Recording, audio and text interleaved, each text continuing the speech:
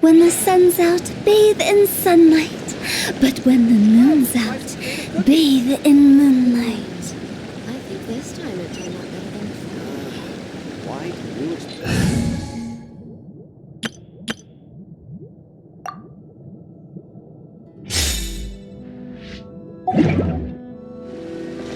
Squall Fury!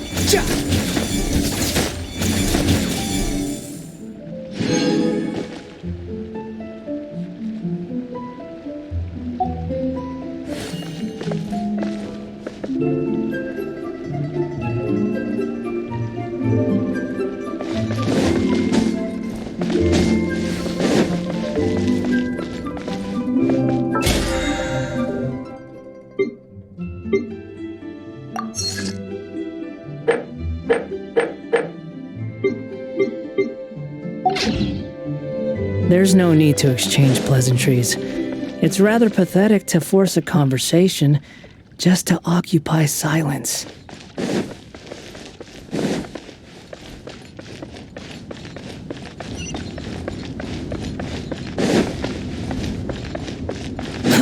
Too slow. Though the clouds may darken and light.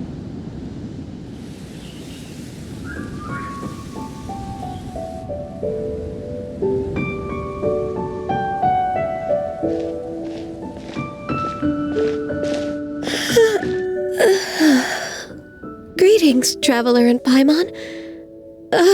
What time is it? Are you okay, Ganyu? You were nodding off there. Didn't you sleep well last night? I'm fine. Don't worry about me. Let's discuss the matter at hand. Since last time, I've been thinking a lot about the story Paimon told me. In essence, someone rescued a drowning man and performed some music. If that were all there was to it, it could have been many people, human or Adeptus. But the tune was allegedly so wonderful that the drowning man forgot about everything else, even his own impending death, and only came to his senses after being brought to shore. Perhaps there was an adeptal power at work in that music that he, as a mortal, could not perceive. Or perhaps he sensed a power surrounding him but lacked the words to describe it, not knowing where it came from.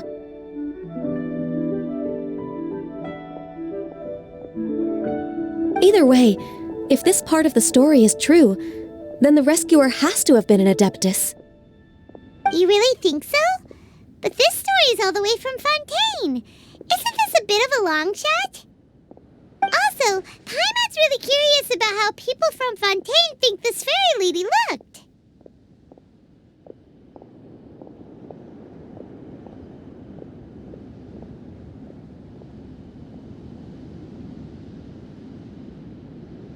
Then she looked just like Ganyu. Guess that does technically make sense. Actually, Ganyu, if you had to save a drowning person, how would you go about it? Huh? Me? Well, I'd get them to the shore, and then I'd probably hide behind a tree and watch them for a while. Once I was sure that they were going to be okay, I'd slip away without a sound.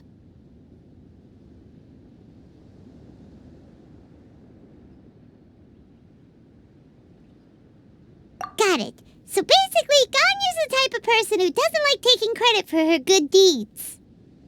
No, it's not like that. I'm just not very good at explaining things.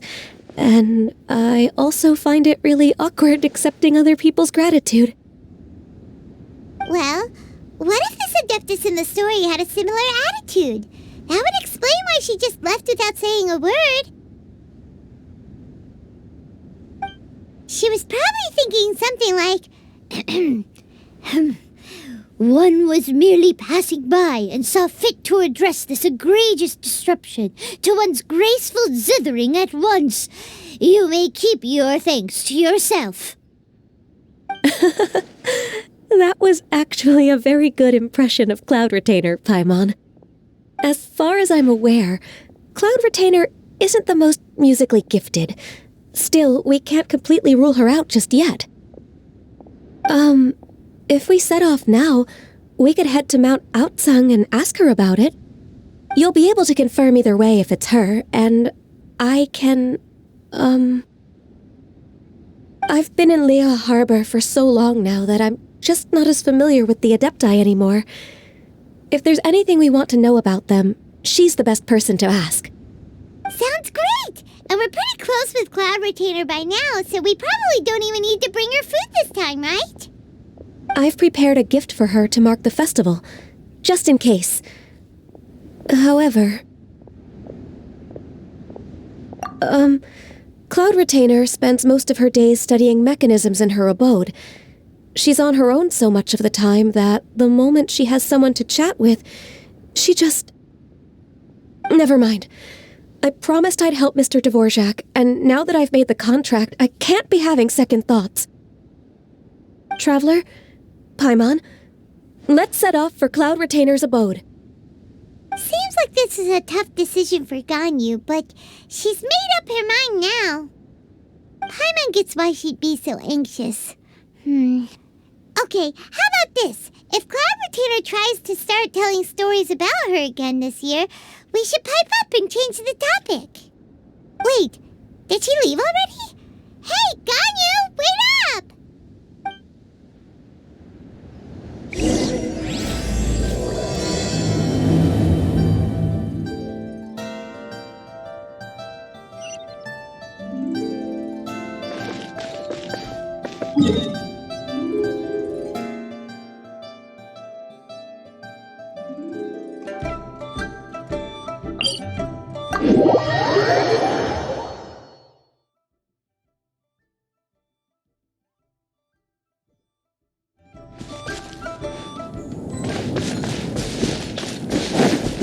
Behold!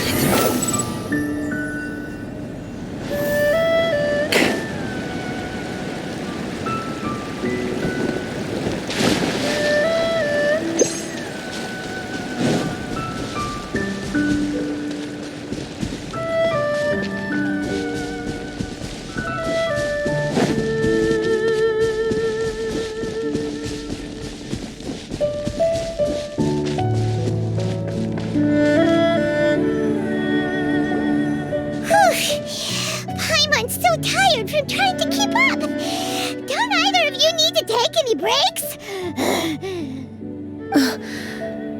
I can't believe it. Cloud Retainer is not here. Huh?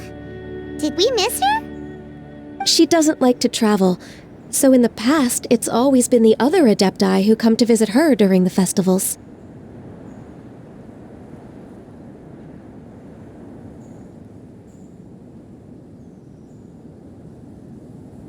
Somehow Paimon doubts that anything could cause serious trouble for her.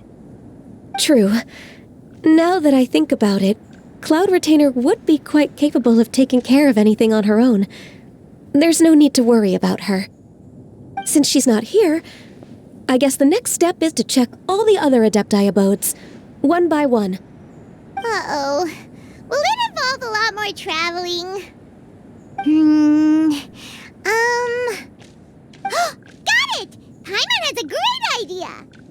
Please go on, Paimon. Our goal here is to find the Adeptus that helped Dvorak's ancestor, right? We can't hear any music right now, but if she's really as nice as the story suggests, she'd definitely come to help anyone who was drowning, right? Yes, I think that's fair to say. So, all we have to do is get the Traveler to pretend to fall into the water, and the Adeptus will come to the rescue!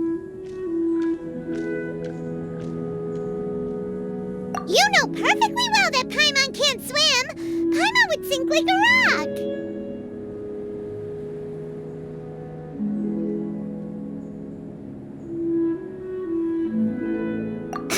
Just trust Paimon! The water's pretty deep over there. Quick, swim to the very center.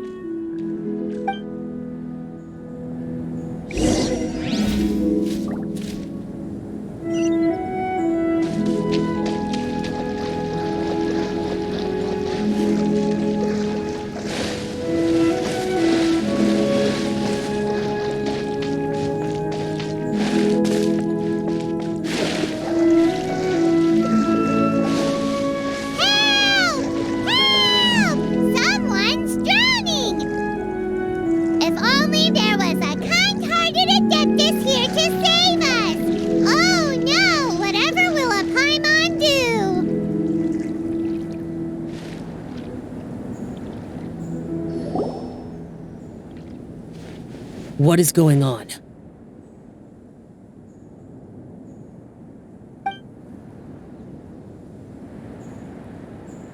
How do you feel right now?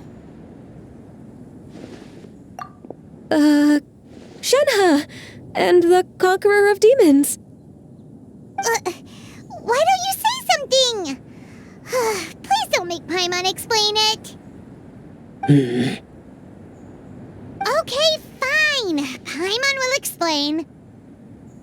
We're looking for an Adeptus who's good at being a lifeguard and playing music. But if the Adepti aren't gonna stay home, then how are we supposed to find them? It wasn't me. Yeah, so this Adeptus is most likely a woman. And I am not an Adeptus, as you both already know, Traveler and Paimon. Okay, so this is Paimon's fault. No way Paimon would have suggested this idea if she'd known how awkward this was gonna be. Glad you're okay. As far as I know, the one you seek is no Yaksha. And one last thing.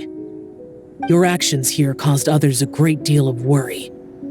Do not repeat them again in the future. As ever, the Conqueror of Demons comes and goes, just like the wind. Right. I didn't dare to say a word just now. How's your training going, Shenhe? Have you made any plans for Lantern Rite?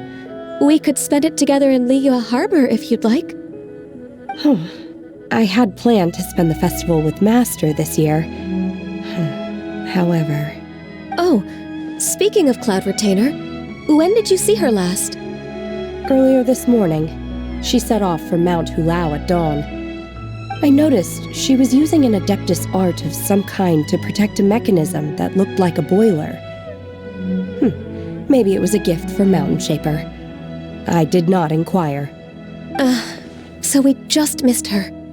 Please excuse me for a moment. I think I'll leave the gift in her abode. Sure. Thank you. It's Sounds like Ganyu and Shenhe have gotten a lot closer recently. Yes. During the summer and winter, I continue to train with Master. In the other months of the year, I have been learning to adapt to human life in Liyue Harbor. Ganyu arranged accommodations for me in the city, and also recommended several work positions for me. But when I try to blend in by referring to her as Miss Ganyu or Lady Ganyu, like the others, she says I mustn't address her like that. Sometimes I'm supposed to copy other people. Sometimes I'm not. It's a little difficult to keep track of everything.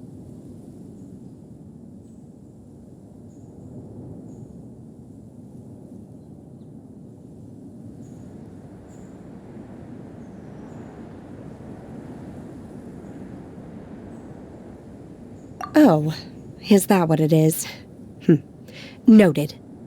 So, you came looking for Master today because you wanted to ask her about the Mystery Adeptus. Is that right? Yep. Oh, speaking of that, have you ever heard any music while out training in the mountains? Music? What is that? It's, a kind of a happy or relaxing sound. Or, a nerve-wracking sound. Or even a terrifying one. Okay, I'm done. I also left her a note so that she knows where to find us. We won't miss her again. Yay! That's really helpful. Thanks! We were just talking about this thing called music, and based on Paimon's description, I do believe I hear it every day. Please follow me. Oh, really?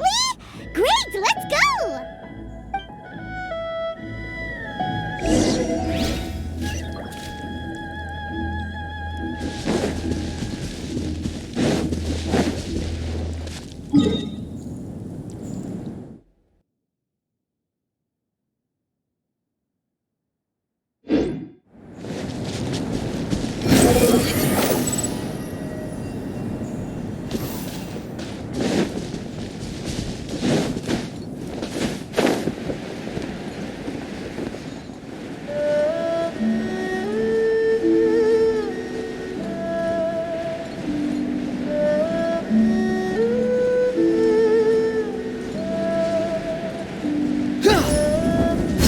Squall and Fury!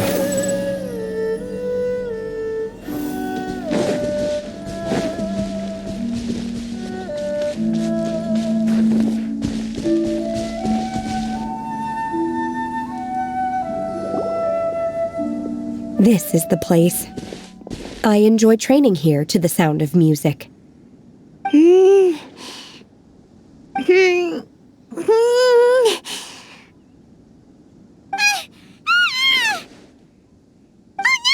Paimon's gone deaf! Paimon can't hear anything! The faint sound of birdsong, the quiet murmur of the streams. These are relaxing sounds. Are they not the music of which you speak? Oh, Paimon wasn't quite done with the description. Okay, fine, it's all Paimon's fault. What we're looking for are not the sounds of nature, but melodies played on special instruments. And a melody is?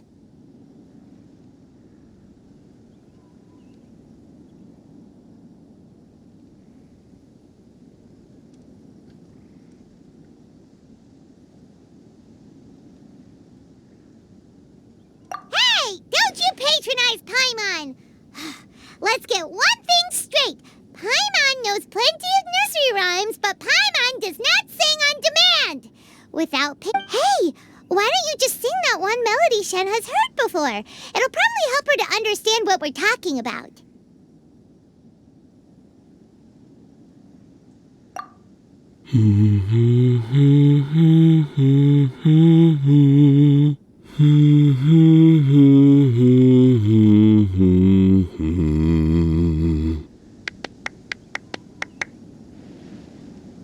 Oh, was that from the opera that Yunjin sang?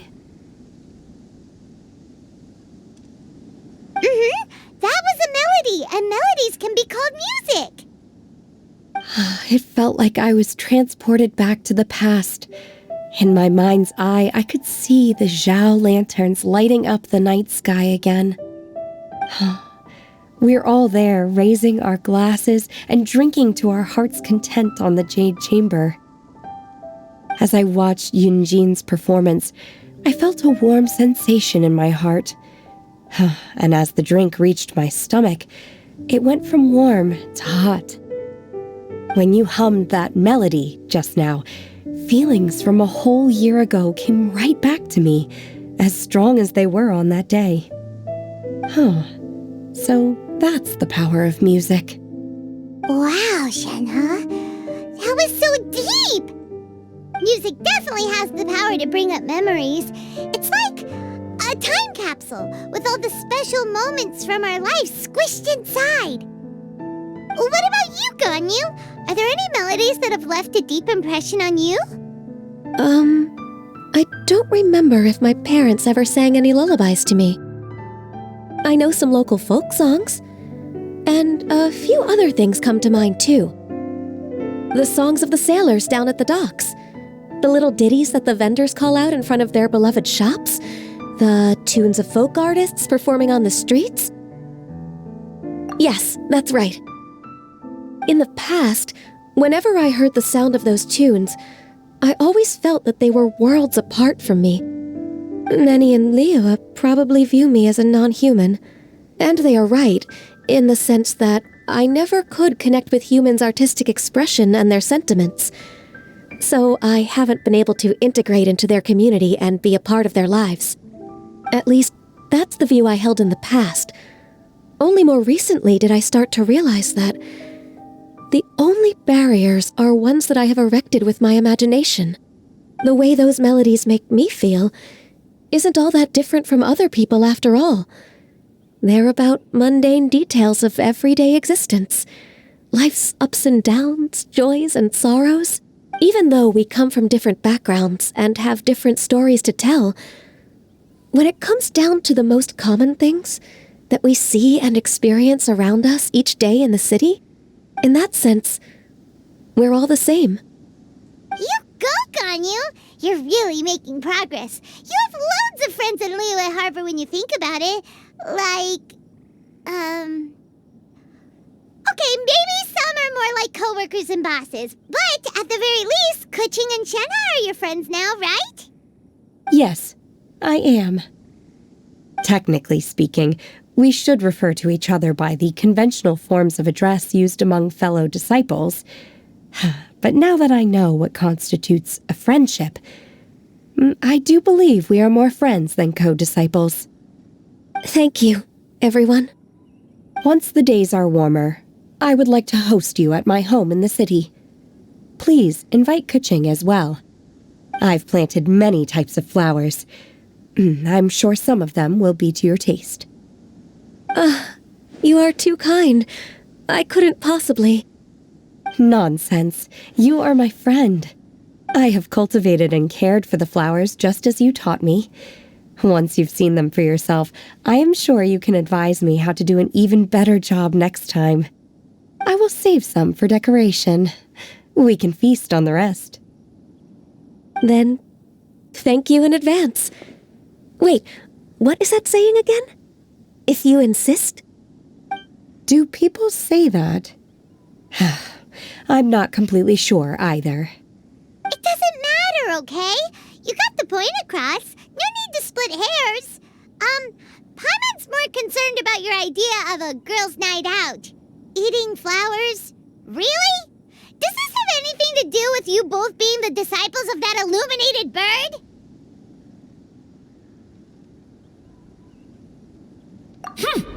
Who dares refer to one not by one's Adeptus title, but merely as that illuminated bird? Master. Our greetings, Cloud Retainer. Ah! There it is! The illuminated bird has landed! Double humph. Now she has the gall to use it rather than she, even after being chastised once already? Barely Barely a moment has passed since we last met, and yet your impertinence has reached new heights. Very well. If you refuse to learn your lesson, one shall scold you no further. One has received your message from Ganyu. On the matter of the Adeptus you seek, one suspects to know their identity. Well, shall one lead the way? I still have to complete my training for today, so I will bid farewell to everyone here. Very well. Await my arrival at one's abode later this night. On this special occasion, you should indulge yourself with some savory dishes. If you want to release a Shao Lantern, come and find us anytime. Thank you, everyone. Happy Lantern Rite to you too.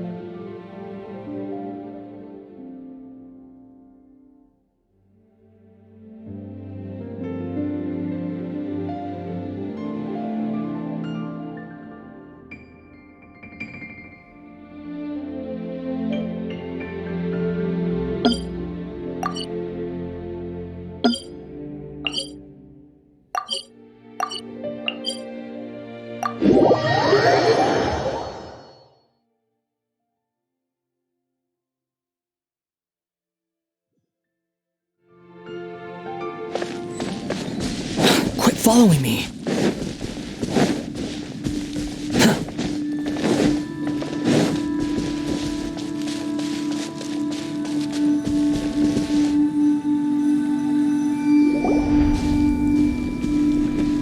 Is this Quaily Plains?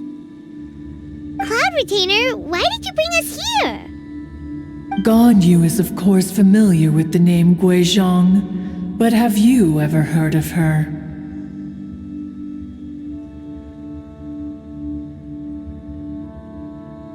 Guizhong is another name of Hagentus, the god of dust. She was extroverted in nature and adored social gatherings and inventions alike. Long ago, this region was yet a prosperous assembly. Guizhong often invited her friends to visit her home, reserving for us seats around the largest stone table. Sea Gazer would always bring out his latest treasure and place it upon the table. He could be quite the braggart. Though usually a mild-mannered fellow, when it came to those collectibles he was so fond of, he always loved to show them off. Paimon remembers that name. So that's what Sea Gazer was like. He was an old friend and a former rival. One has many memories of him. Once he had brought out the treasure, it would predictably become the center of attention. Neither Guizhong nor one was content to let him just steal the spotlight. So we would then also present our proudest mechanical creations.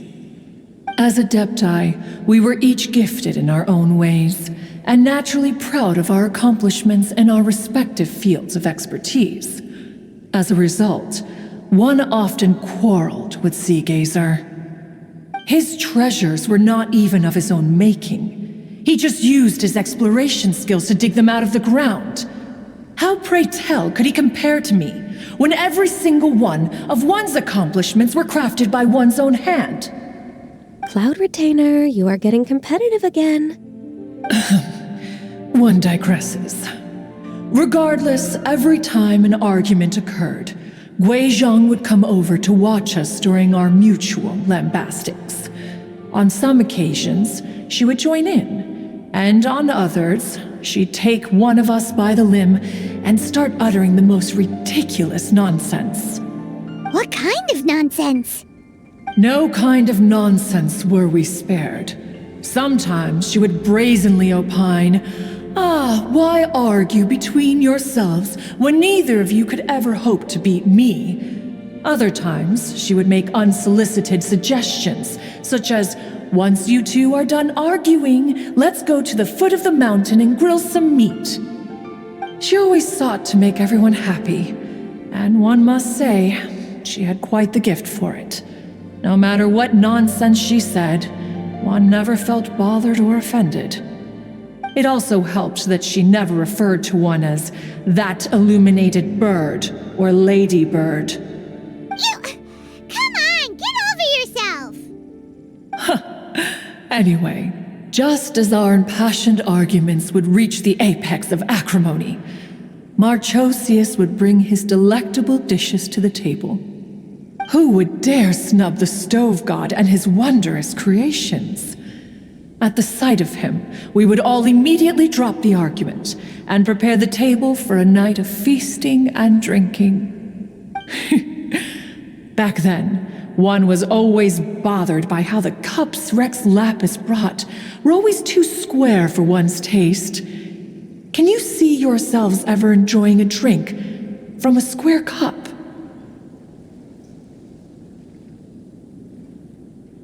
Then you are most tolerant, but that is its own virtue. Even one could never find fault with Marchosius's cooking. As we ate, Guizhong would continue to find topics for conversation, filling the table with humor and laughter. Each of those old fossils had their character flaws and points of obstinacy. So why was it that whenever we dined together, we always had a marvelous time? We would drink together from a spot high in the mountains until the moon set and the sun rose, and only then would the banquet finally come to an end. Streetwood Rambler would often remain to admire the flowers with Guizhong before returning to her own abode. The glaze lilies were far more abundant back then. Entire fields of them would appear to the eye as a veritable sea of flowers. Streetward Rambler? That would be Ping. You probably know her as Madam Ping. Oh, okay. Wait, this is a lovely story and everything, but didn't we come here to find that Adeptus from Mr. Dvorak's story?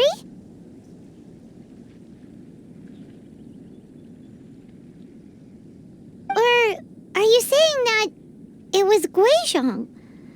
Didn't she, already, Alas, long has one avoided this place for precisely that reason. The sights here are a reminder of a time long gone, and evoke much sorrow. One should have guessed that you would disrupt one's poignant moment of mourning with your incessant questioning. No matter, one will share the whole story with you now. In times gone by, one quarreled oft with Guizhong concerning mechanical principles. We each had our ideals, and neither would yield. Under the pretext of a social gathering, one invited the impartial Rex Lapis to judge the quality of our creations.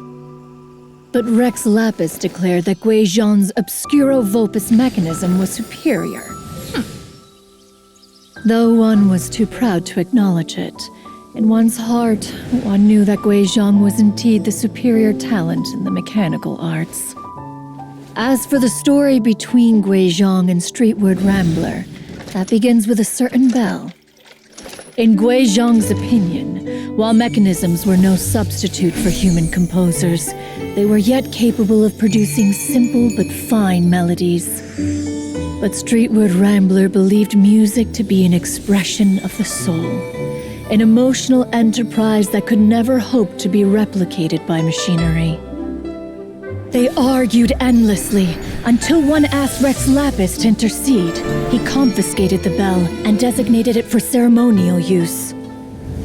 Thereafter, one would often find them convening in the mountains, discussing music, mechanics, and all the affairs of the mortal world. But these good times were not to last. War broke out between the gods, and soon engulfed the Guili Plains. Guizhong was overpowered by the enemy and fell in battle. When Streetwood Rambler and I arrived at the scene at long last, all that remained among the ruins was her lifeless body. After this, at Streetwood Rambler's request, Rex Lapis granted her the cleansing bell for safekeeping. To honor our friend's memory, one made a few finishing touches to her ballistic device. Many lantern rites have passed since then. Many greetings and goodbyes. Upon what do you gaze? The Guili Plains? No, it's everything.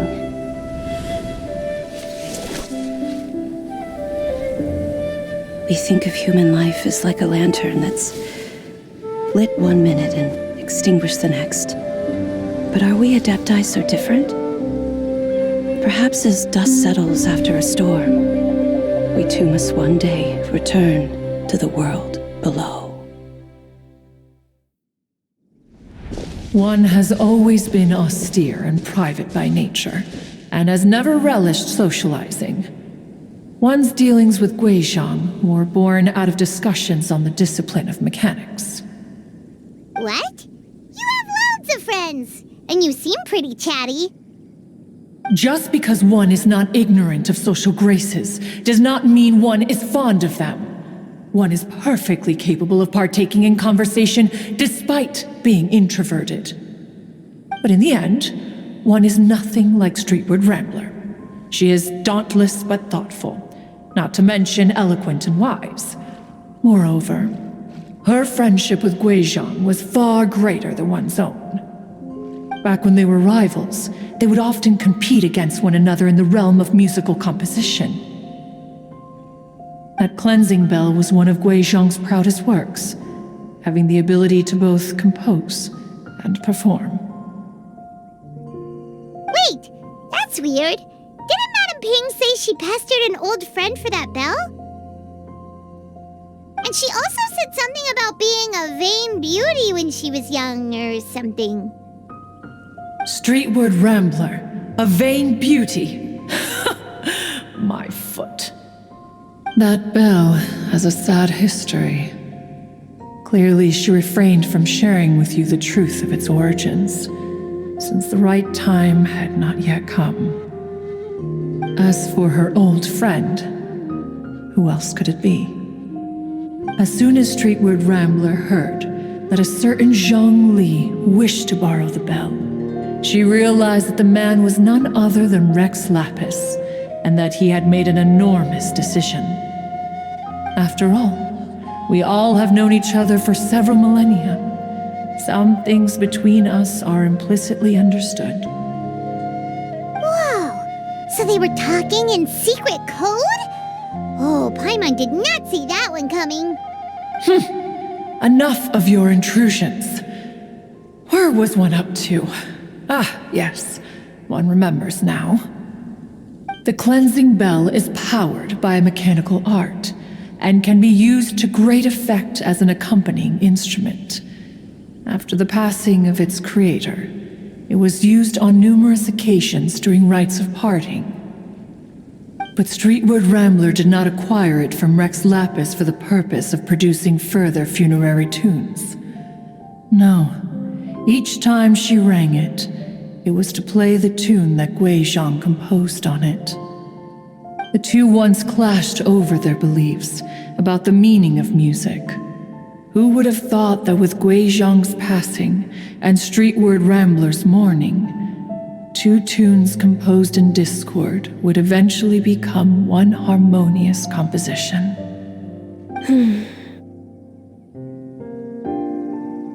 Once upon a time, Streetwood Rambler also loved gatherings, liquor, and music.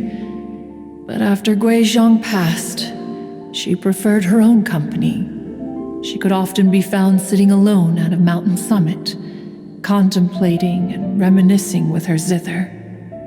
The music would go from mournful to soothing to impassioned. Many years passed before she finally composed a melody to our satisfaction. In celebration, she played the tune to the clouds.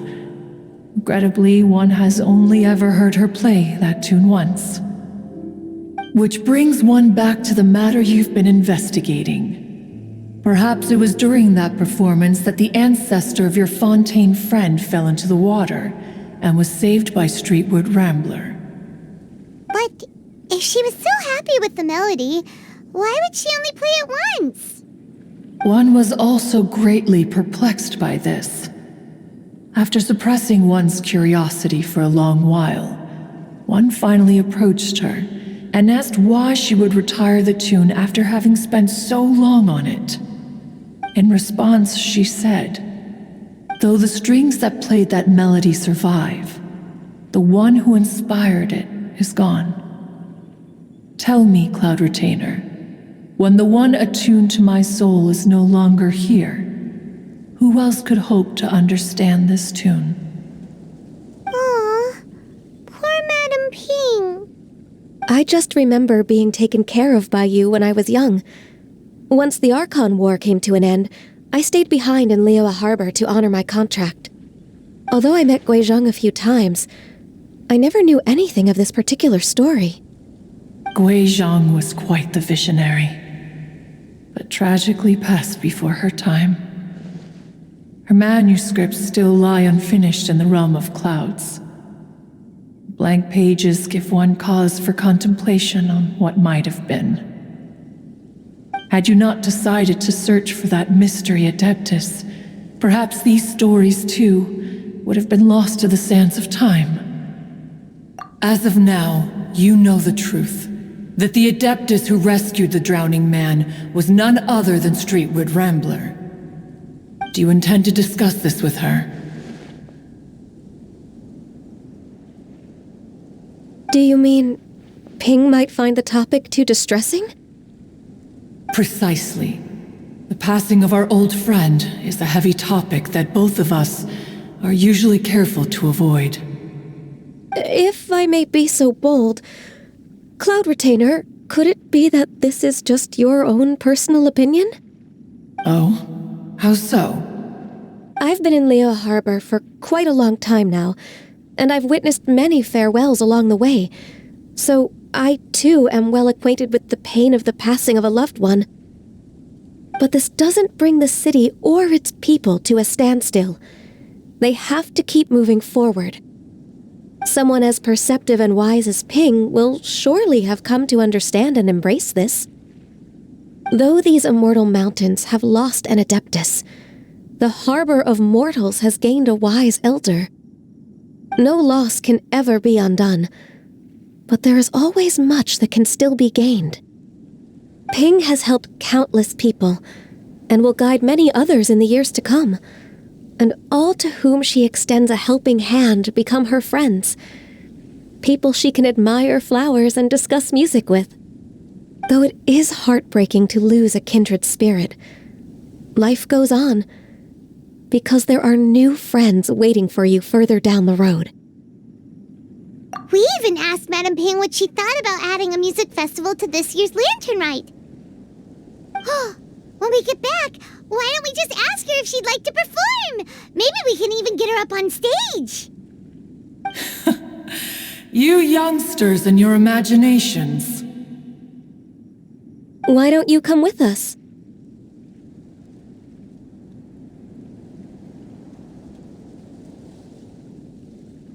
It's been a long time since you last spoke with Ping, and Liyue Harbor is always decorated so beautifully during the festival period. Is not every Lantern Rite the same in this regard? Were there ever anything new to discuss, one and Ping could meet any day of the year? I disagree. Each new day and each new year is different from those that have come before. How long will you simply let them pass you by?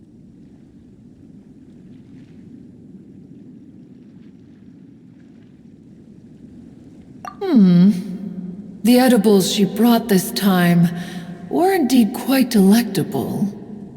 Very well. Then one will be off. If the other old fossils have sneaked away into the city to amuse themselves, one shall soon find out. All right. We should be getting back to the harbor as well. We don't want to keep her waiting. Once the Gweli assembly, now the Gweli plains. Say, if we planted flowers there and cared for them carefully enough, do you think that one day we'd be able to recreate the sea of glaze lilies? Allow one to take back one's praise from a moment prior. You are still far too given to flights of fancy, child. What? Cloud Retainer? You were still listening? One observed that you were making no effort to leave, and returned to chasten and hasten you. This time, one is departing in earnest.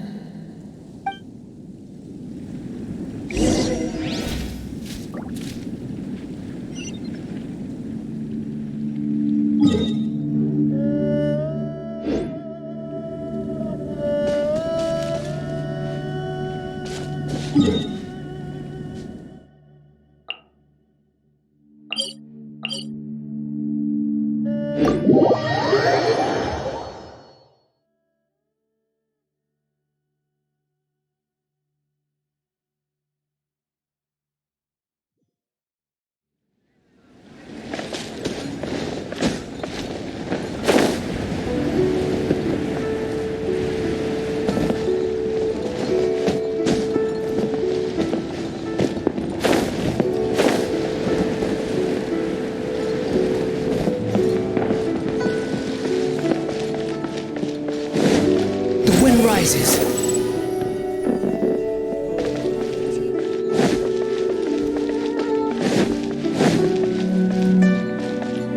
Quit following me. Behold!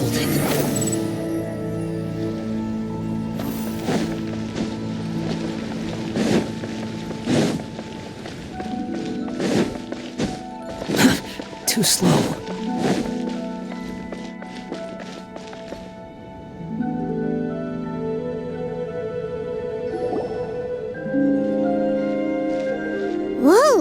Madam Ping and Cloud Retainer? It appears you made haste after all. One arrived but moments before you. Oh, bless my soul. To what do I owe the honor? How nice of you all to come and visit me.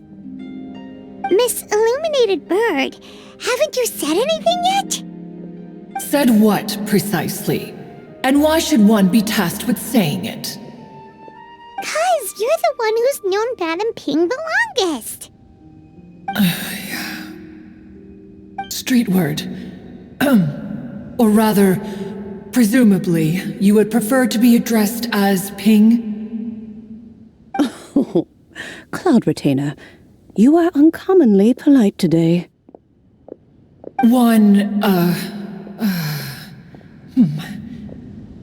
Given that Lantern Rite is almost upon us, the weather in the city is most pleasant, and a sweet floral fragrance lingers in the air.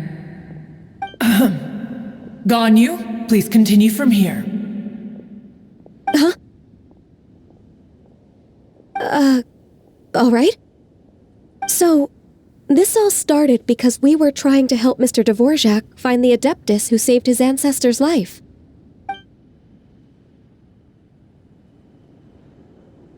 Cloud Retainer informed us that the one who played that melody and rescued the drowning man was none other than yourself. Let me think. Yes, I do believe I recall that encounter. What a long time ago that was. I'm surprised that you still remember it. Even more astonishing, perhaps, is the fact that this story has survived this long at all, when mortal lives are so very brief. It appears that she has proven herself right once again. Who's she? We like to call her Guizhong. From the look in Cloud Retainer's eyes, I sense that she has already told you all about her. Albeit reluctantly, one might add. there is no harm done. After all, Lantern Rite's very purpose is to commemorate the heroes who gave their lives for Liyue. Although Guizhong did not live to see the splendid sights of today, she was as much a hero as any other. So how has she proven herself right again exactly? Once upon a time, she said to me that humans were a weak form of life that she wished to protect with her wisdom. But as she interacted more and more with them, her opinions on them began to change. She marveled at the beautiful complexity of their spirits, the sheer splendor of all they could accomplish through their hard work and intelligence. She told us that to underestimate human potential would be to make a grave mistake. With the smallest amount of guidance, enormous power can be unleashed in them. And a human who has reached their full potential may well be her equal. Someone who could have as much to teach an adeptus as to learn from them. She always had a way with words. That her mechanical accomplishments were judged superior to one's own was, one suspects, in large part due to her sheer eloquence. Speaking of mechanics, Cloud Retainer, do you still remember that potted plant mechanism? The one that the two of you gave me as a gift? Of course. Guizhong and One both put an immense amount of effort into that gift. It would be no overstatement to call it a testament to each of our individual technical genius. As Guizhong once said, it takes every blade of grass and every flower to make a homeland. When I see the sight of Liyue Harbor before us today, I am... Madam Ping looks very emotional right now.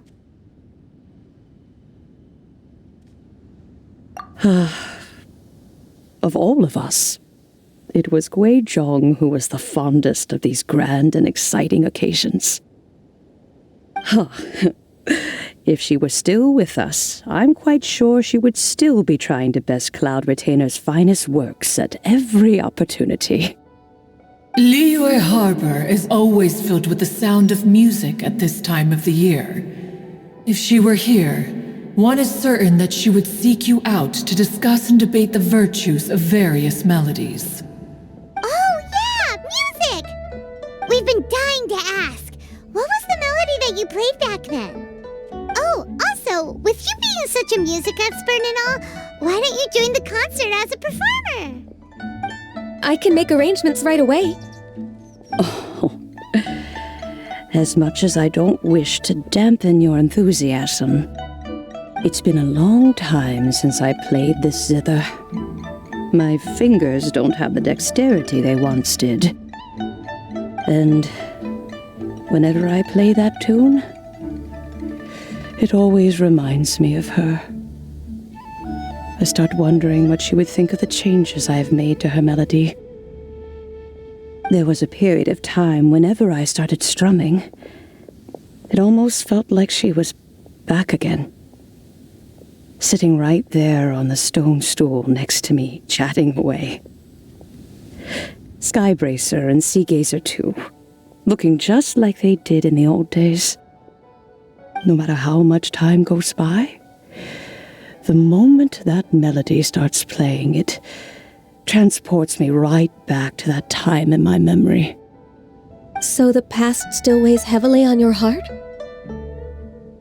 Well, I would be lying to myself if I claimed to have completely moved on. But that is not to say that grief doesn't get easier with time. Despite the sadness, I have found many things that bring me joy in life. It is simply the nature of the world in which we live that even if one wished to mourn for an eternity, it would be a nigh impossible feat. Just look at this potted plant. Isn't it stunning? It takes an honest and open mind to confront and conquer grief. You have indeed made progress. Be that as it may, I shall leave the lantern rite stage to the youth of today. Well, if you're sure. Granny! Whoa, what's everyone doing here? Did something bad happen? Ah, and now we've spooked Yanfei. No, everyone's just here to give me their regards for the holiday. Oh, that's wonderful, I'm glad. Well, in that case, happy Lantern Rite, everyone. Happy Lantern Rite. Oh, I just remembered that I have some work to do at Yuehai Pavilion that I need to discuss with Yanfei. I haven't been able to find a chance until now. I will leave Mr. Dvorak in your capable hands. Cloud Retainer, Ping, we will be off for now. Huh? Does it have to be right now? Which case is this again? Hey, Ganyu!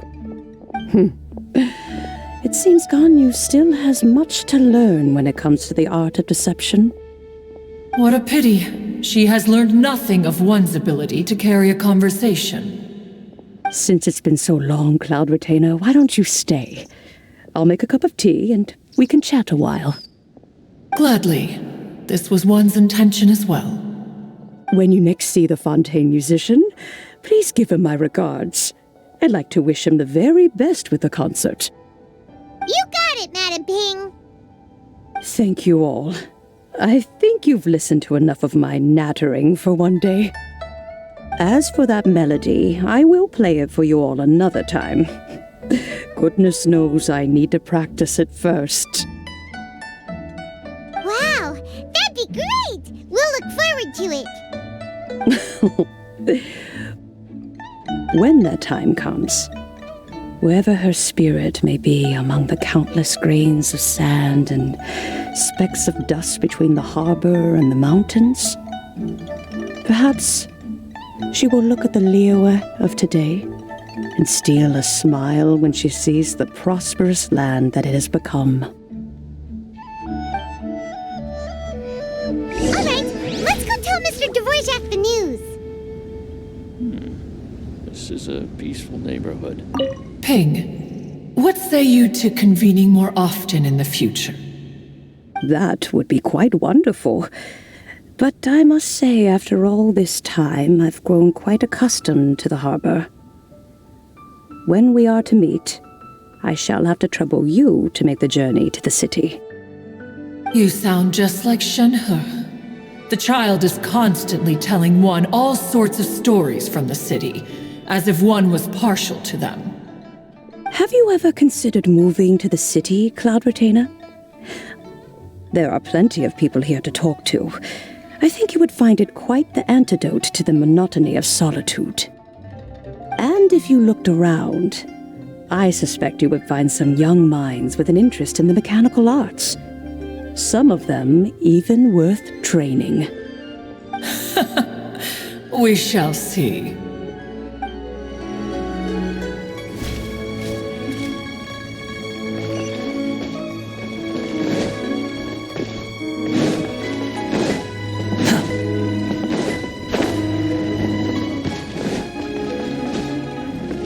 Squall and Fury! Quit following me!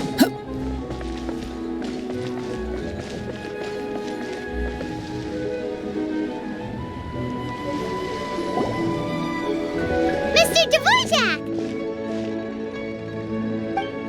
Ah, and Kuchin's here too! Thanks for helping set all of this up. Welcome back. Did everything go well? Really, really well. We found the person Mr. Dvorak was looking for. Are you serious?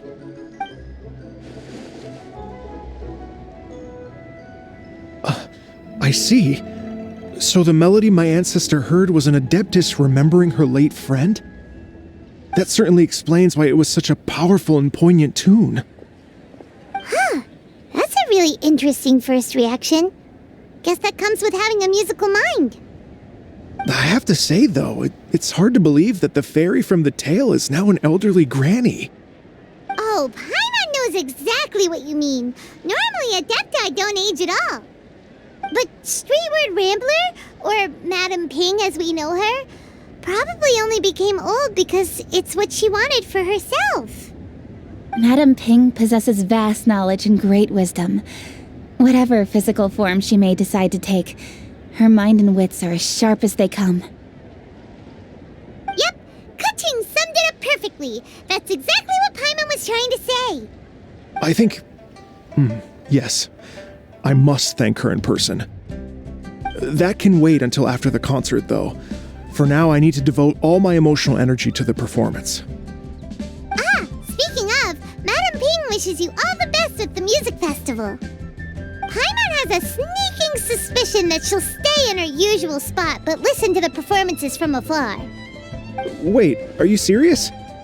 Oh no, now I'm starting to get nervous.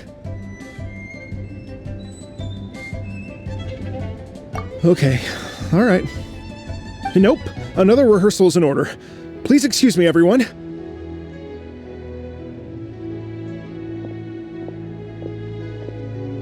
Mr. Dvorak? He's already gone. Paimon wasn't even finished telling him everything. Before we set off on our search with Ganyu, he asked us about what music means to people. After our recent adventure, Paimon thinks we have a lot more to say about that now. Please, share your insights with me. Well, we found out that music can be used for good, but also for bad. It can make people happy and moved, but it can also be sad and bittersweet. And music is like a kind of memory written in people's hearts. It can put you in touch with feelings from a totally different time and place.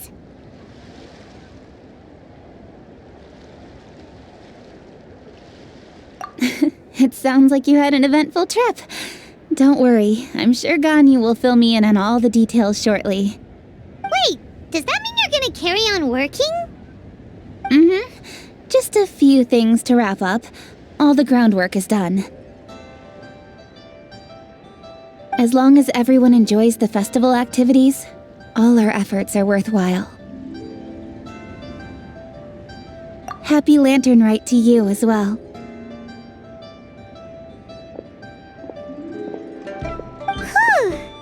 That should be everything taken care of, right? Oh, no, wait.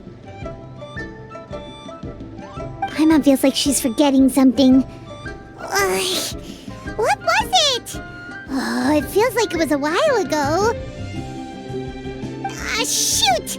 Latent... Wait, no. Anyway, fancy bamboo shoots!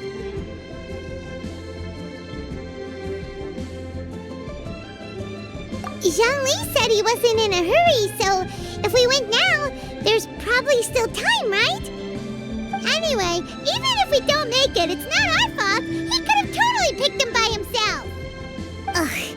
Anyway, let's go check with him at Wangsheng Funeral Parlor.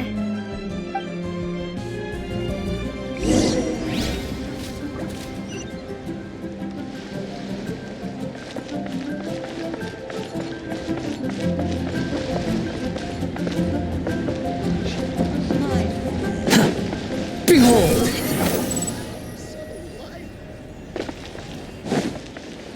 Quit following me.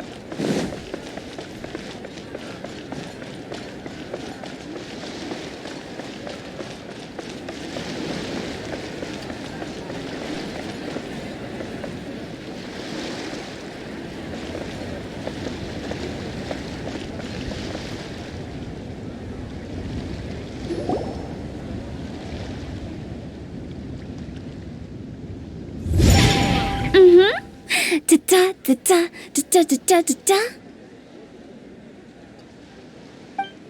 Da da da. Oh. All right, let's take a break here. Oh wow, look who it is! Are you here to hang out with everyone's favorite funeral director? So you're just casually practicing your rapping skills at the entrance to your funeral parlor? In broad daylight? Okay.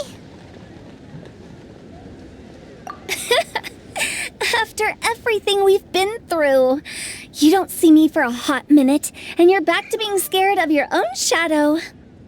We have all this open space, a clear view of the mountains behind and the sea in front. Not to mention we have several invisible audience members enthusiastically cheering us on. It's the perfect spot to rehearse. Invisible audience members? Gotta say, it took me a few days to get used to Director Who's way of talking. Xinyan was pretty spooked too when she first got here. Just like when she sees a frog, but a giant frog with sharp teeth. Come on, knock it off. What's wrong? I've never seen someone look so confused before.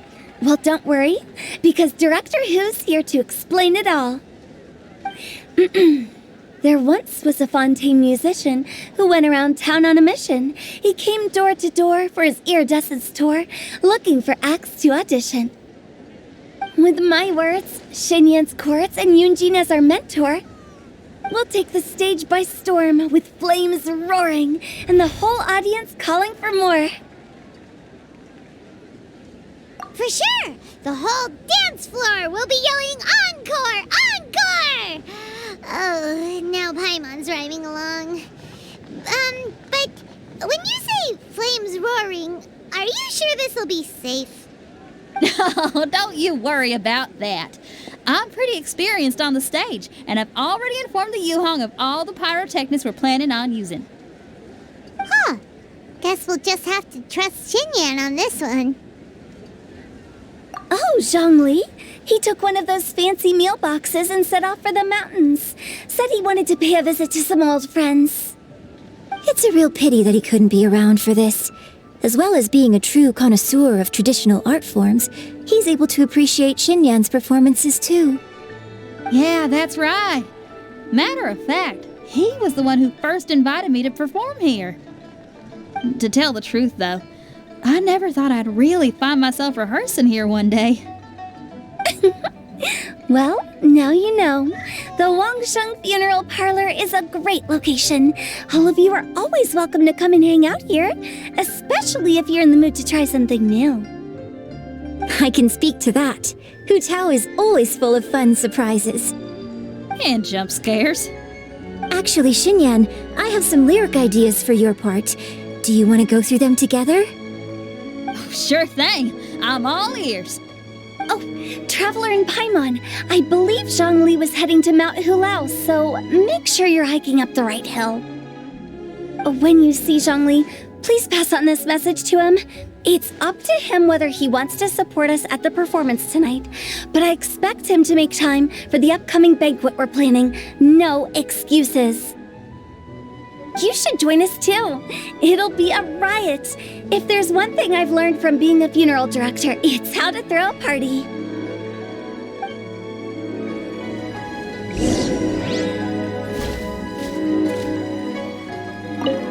Okay, everyone. I think that's a long enough break.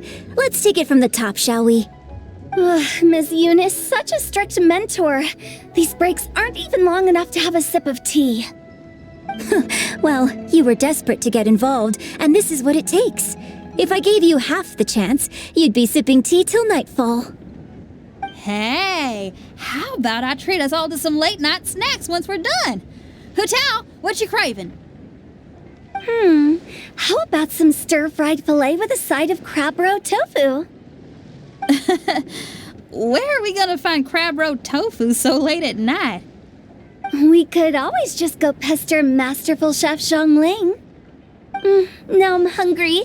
All right, let's knock this out and then go grab some food.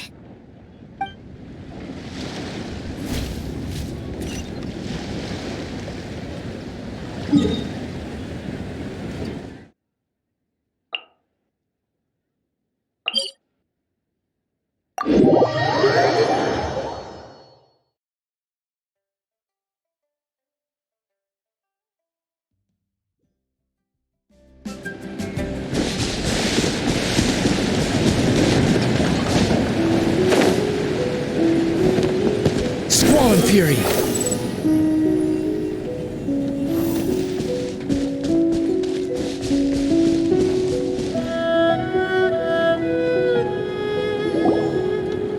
Paimon sees them! It's illuminated deer! And illuminated bird number 2!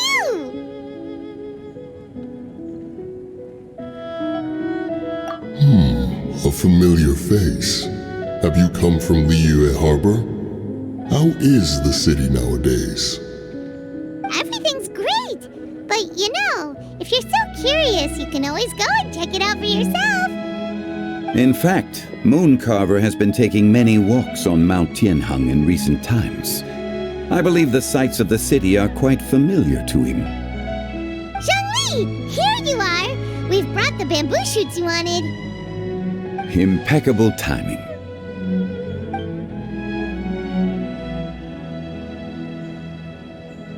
Traditionally, bamboo shoot soup ought to be slow-cooked for many hours on low heat. Using Adeptus arts to hasten the process is something of a shortcut. Wait, that mechanism, is that? Indeed. Cloud Retainer kindly lent me her supreme cuisine machine. Can we not just call it a cooking machine? Actually, never mind. She seems to take a lot of pride in her mechanical gizmos, so it's probably best if Paimon doesn't go changing the name willy-nilly. I trust that you found the answers you were seeking during your recent journey. Excellent. The past should be remembered, but not overly dwelt upon. Our journey should be seen as a means to take on more from the world around us. When the bamboo shoot soup is ready, I must insist that you try some for yourself. Oh, Zhongli! Hutao told us to tell you something. She said, it's up to him whether he wants to support us at the performance tonight, but I expect him to make time for the upcoming banquet we're planning. No excuses! When she says performance, she must mean the Lantern Rite Music Festival. As for the banquet, she didn't tell us anything more about that, but she invited us to come as well. As you can see, I have a prior engagement with 2 Adepti friends of mine tonight. Please, give Director Hu my best wishes for the performance. As for the banquet, since the Director insists, far be it from a mere consultant like myself to refuse. Yay! Then we'll see you there? Absolutely. Rex Lapis, the bamboo shoot soup is ready. Thank you. I will examine it right away. The appearance is exquisite, and the aroma rich and intense. The craftsmanship of this machine is commendable indeed. Since you came all this way, you should not leave empty-handed. Please, take some soup. It tastes most exquisite while still warm.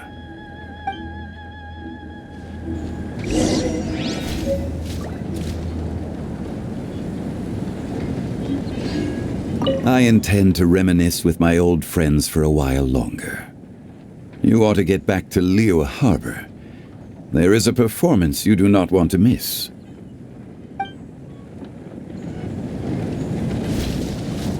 Had one known that Cloud Retainer was in possession of such eminently useful devices, one would have sought to borrow one from her long ago. And yet, since you share my lack of enthusiasm for mechanisms and fine dining, it would have become a mere decorative ornament in your abode. Not so. Had one had such a device to make up for one's lack of culinary prowess, Shenhe would not have had to rely on flowers and herbs alone for sustenance while under one's care.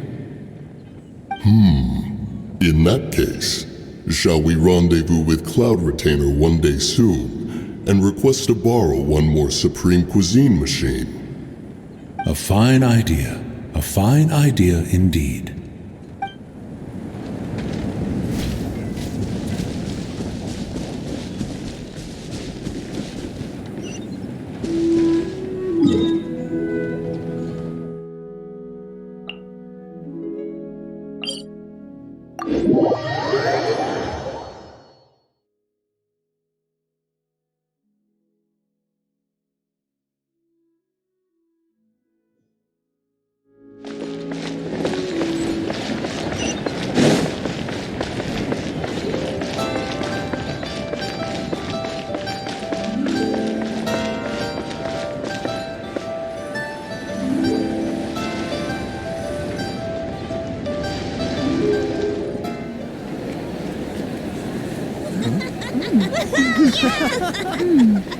I'm honored to be here on the Iridescence Tour stage. All right, without further ado, I'm Xinyan, this is Hutao, and this is a little something called... The Blaze Lilies!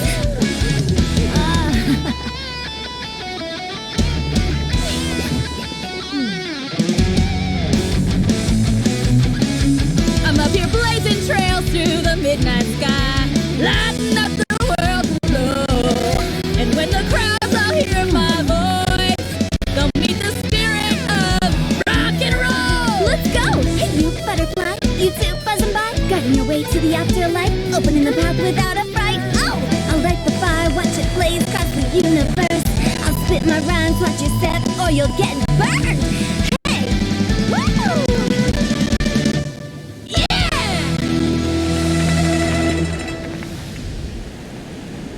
Does anyone have any plans tomorrow? With another year behind us, I think we deserve a celebration of our own. My treat. Interested? The Tianquan footing the bill? I can't miss out on that.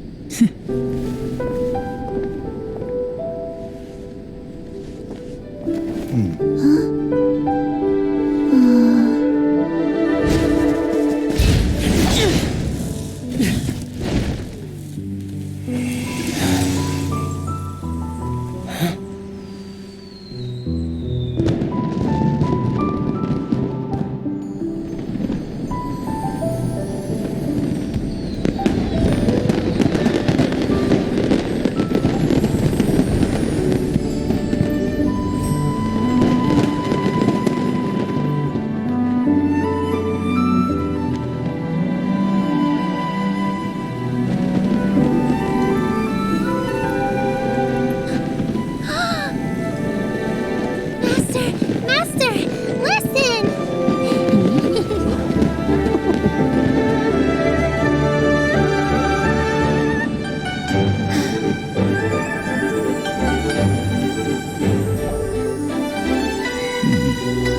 May the year ahead be a blessed one. I believe it shall be.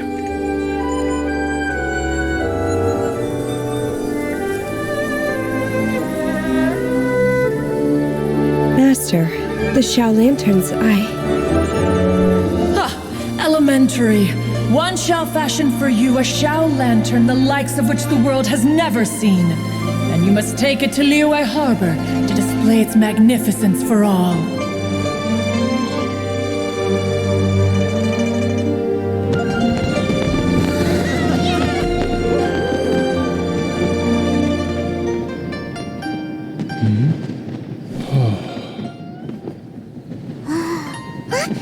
Listen! That must be Madame Ping!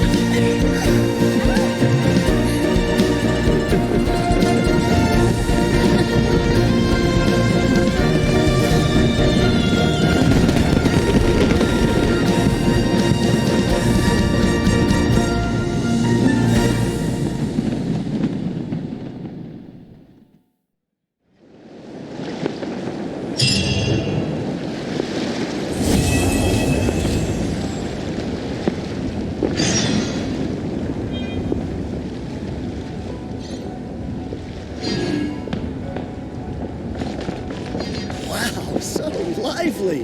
This is how a festival should be. Okay, now I need to get a move on and write my next song. Listen to you. You only just fulfilled one lifetime dream. Are you really thinking about your next goal already? Don't try to tell me you ain't the same way. I bet you've already thought up a name for your next opera, haven't you? You know me too well, Xinyan. The Adeptus Seeking Voyage. How does that sound? Oh, man! Yeah, I can already picture it. I've also got just the finishing line for it. I'll close with, and the celestial melody echoed through the clouds forevermore.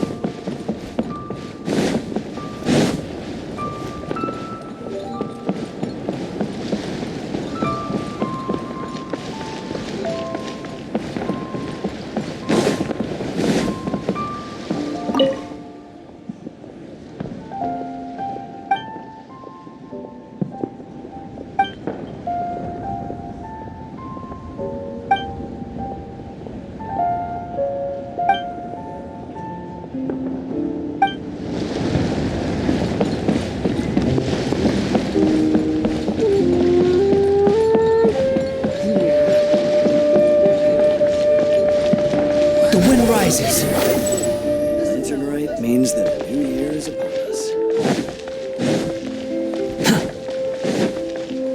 Swollen Fury.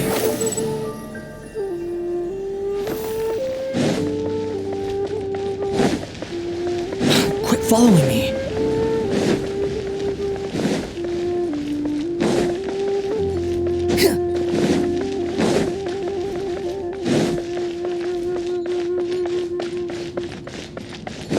Behold!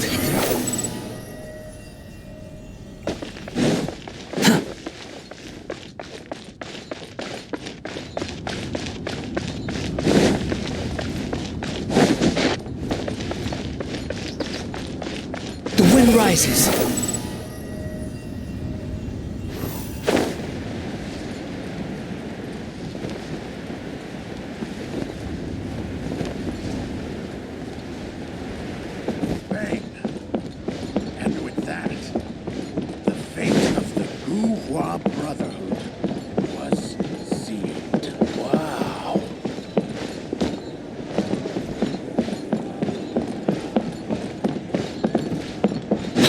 Following me.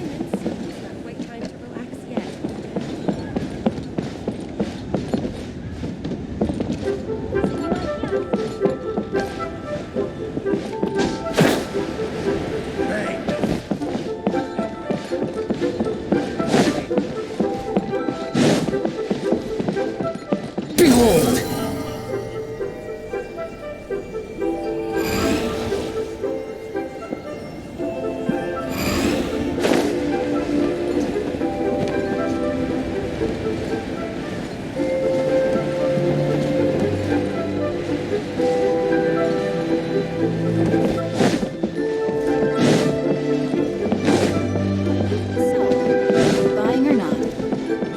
Swollen Fury!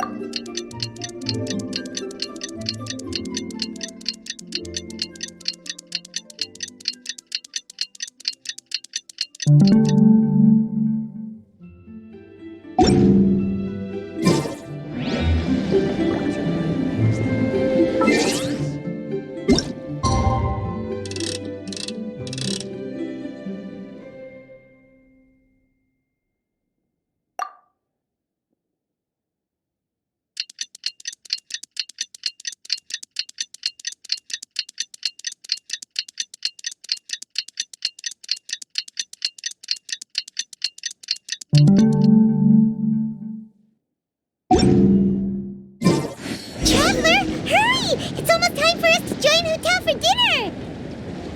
Woo! And we'll be meeting at Shinra Kiosk. It's the place with a really long wait list. As expected of the parlor director, always so generous! Come on, let's go! Too slow.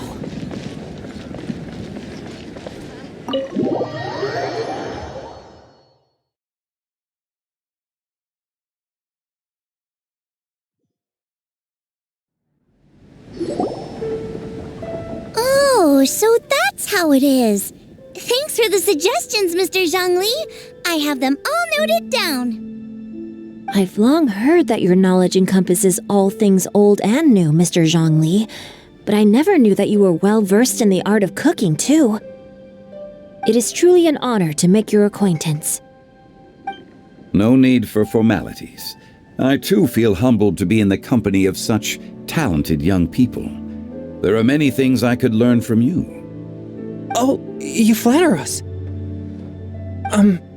If it's possible, may I trouble you to provide a few words of guidance for my practices in exorcism? Exorcism?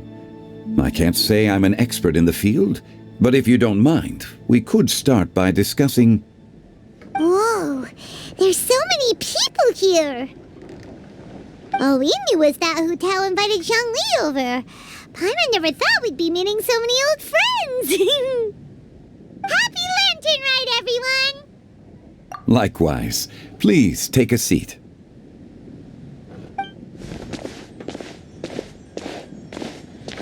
Happy Lantern Rite! Are you having fun? Me too. I've seen Xinyan perform before, but this is the first time I've watched something like this. I heard that the audience loved it too, and she's been receiving quite a lot of performance invitations lately. She's more busy than ever, and Yoonjin's gonna help her. Yep, and they asked us to pass on their season's greetings to everyone. They hope we'll have a wonderful gathering.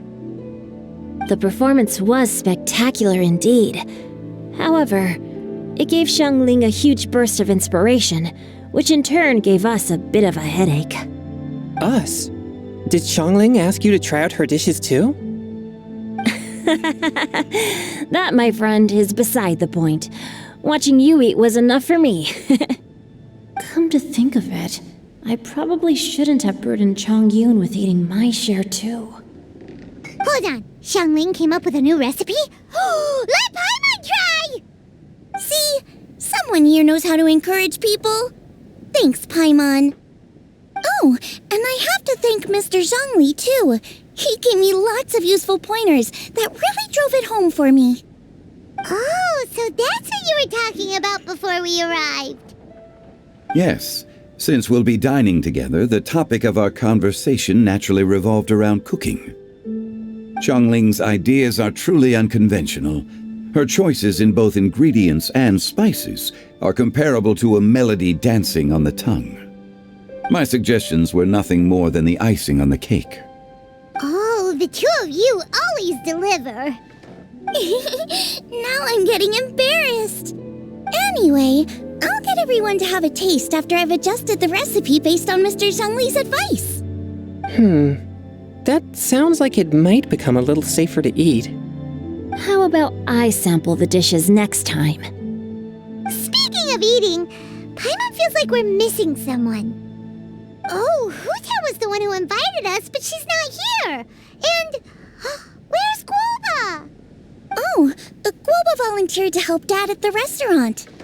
You know, lots of people come over to eat during Lantern Rite. Without Guoba helping out, I probably wouldn't have had the time to accept Hu-Tao's invitation. As for Hu-Tao... The director went to collect a guest. She asked me to stay here and host you for the time being. Seems like it's almost time. Huh? Hu-Tao went to fetch someone in person? Oh, that must mean they are super important. Could it be Keqing? Ningguang? Or Captain Beidou? She didn't clarify. And as her subordinate, I couldn't just pry into the details, could I? Ta-da! We're here! Oh, we're not late to the party, right? Right? Good thing the Conqueror of Demons and I are both as swift as the wind. And whoosh, we made it just in time.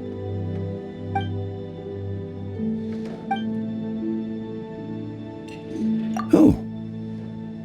I see. So the important guest is the Conqueror of Demons. I've been looking forward to meeting you. The director didn't mention anything when she invited us. What a pleasant surprise. Gathered here with us tonight are not only young and accomplished individuals, but also the protector of Leo's peace, Adeptus Alatus. To convene here with all of you is indeed a great honor.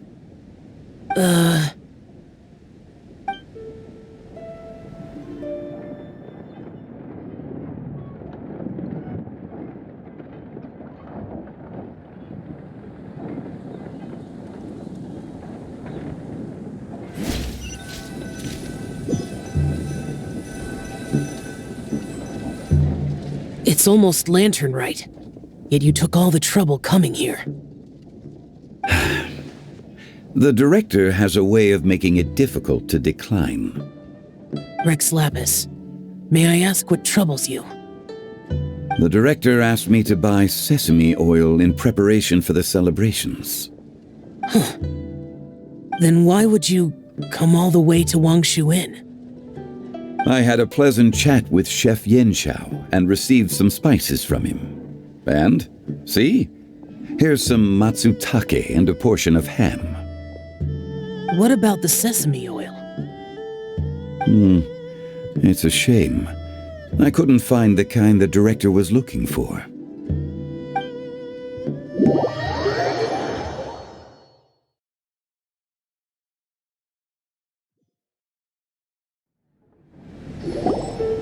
I'm sure you're exaggerating, Zhang... Sir. There he goes again. Enough with the pleasantries. Go let our guests take a seat. Everyone here today is well known in their own field and has probably heard about one another to some extent. Some of us are even old acquaintances, so there's no need to be this formal. I heard that the Conqueror of Demons and the Traveler are pretty close, no? Great! You two sit together. You should take a seat too, Director. Oh, finally remembered me? When we arrived just now, the host at Shinue Kiosk told me our dishes are almost ready. Perfect timing. Let's not wait any longer and ask them to bring out the food.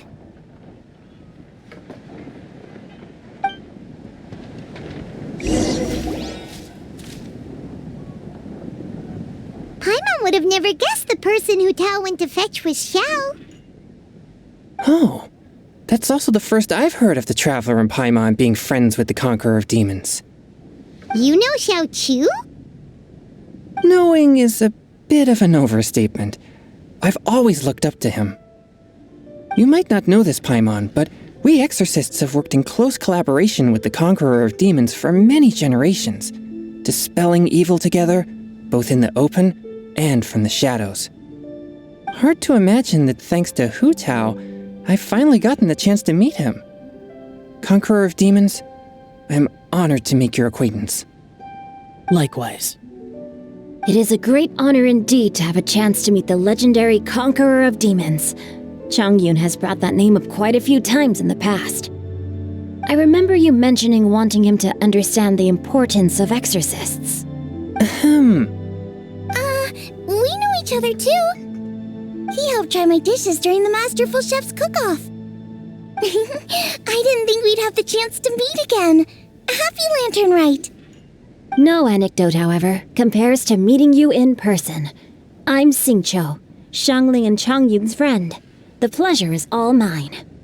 Whoa, everyone's getting all formal and polite all of a sudden. Paimon doesn't know what she should say anymore. Adeptus Xiao, mighty Conqueror of Demons, please accept Paimon's greetings too. Belated Happy Lantern Rite. Paimon tried very hard to look for a fancy word, okay? Don't be too harsh on Paimon! There's no need to be so polite. You're right. This was meant to be a nice little get-together between friends after all. Too much formality kills the atmosphere. I didn't plan this gathering only for everyone to walk on eggshells. Hiya. What's your true intention then? A little get-together between friends, sipping the finest tea and watching lanterns float into the sky, bidding farewell to the past and embracing the present with joy. And that is something our consultant would say. I think it deserves a standing ovation. Indeed. Exceptional acting skills, Director. As for me, I'm just here to have fun and treat everyone to something good. We all worked really hard this year, whether traveling or guiding, cooking, helping with the family business, exorcising evil spirits, or conquering demons. And of course, our consultant, who's been helping out at the parlor every now and then. Everyone has done some pretty amazing things. As the one who brought everyone together, it goes without saying that I'm the one most deserving of praise. Huh? Sounds kinda self-important, but Paimon thinks it's pretty amazing that she managed to talk Xiao into coming. He rarely ever enters Liyue Harbor after all. It wasn't as complicated as you think.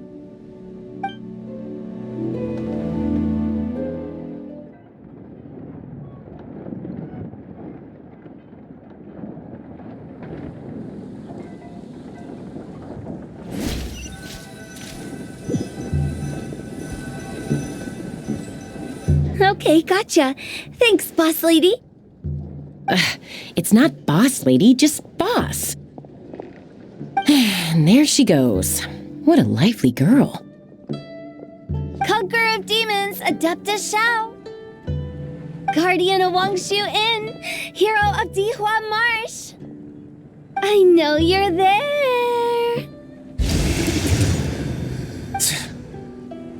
Quiet. Do not disturb the peace. Sorry, but you wouldn't show up if I didn't yell your name, would you? I know you. You're the 77th director of Wangsheng Funeral Parlor. Is there something you need?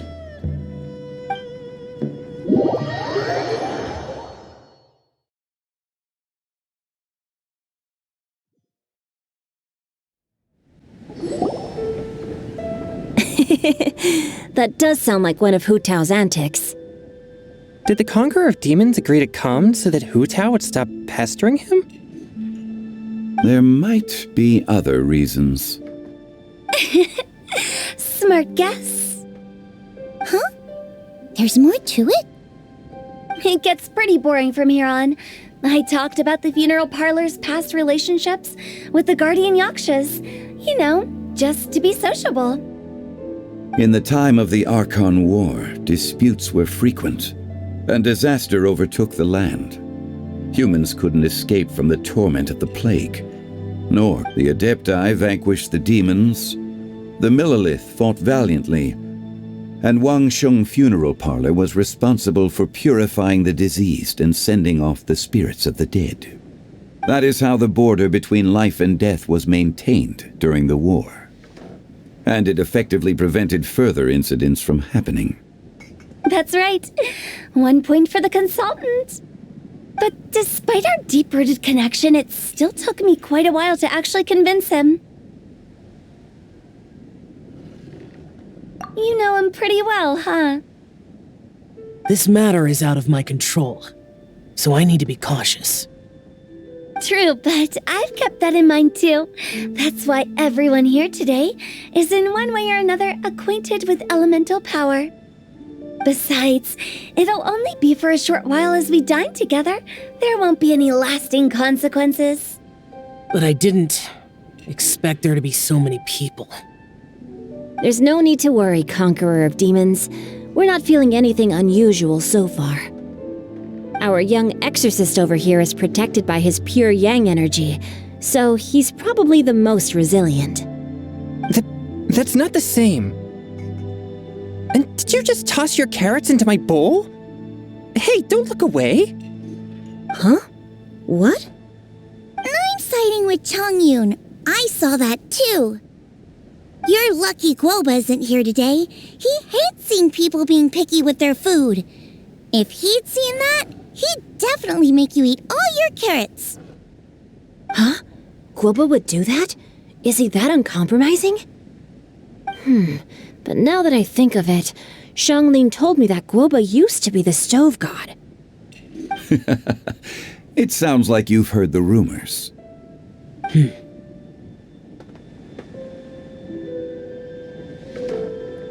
I'm doing fine. Not long ago, before Lantern Rite, I met an old friend.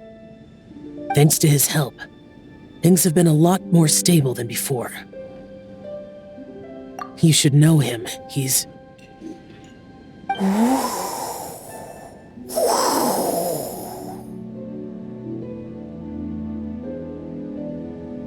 Seeds of story, brought by the wind. And cultivated by time. Did Paimon just unconsciously complete that thing? That voice. Could it be?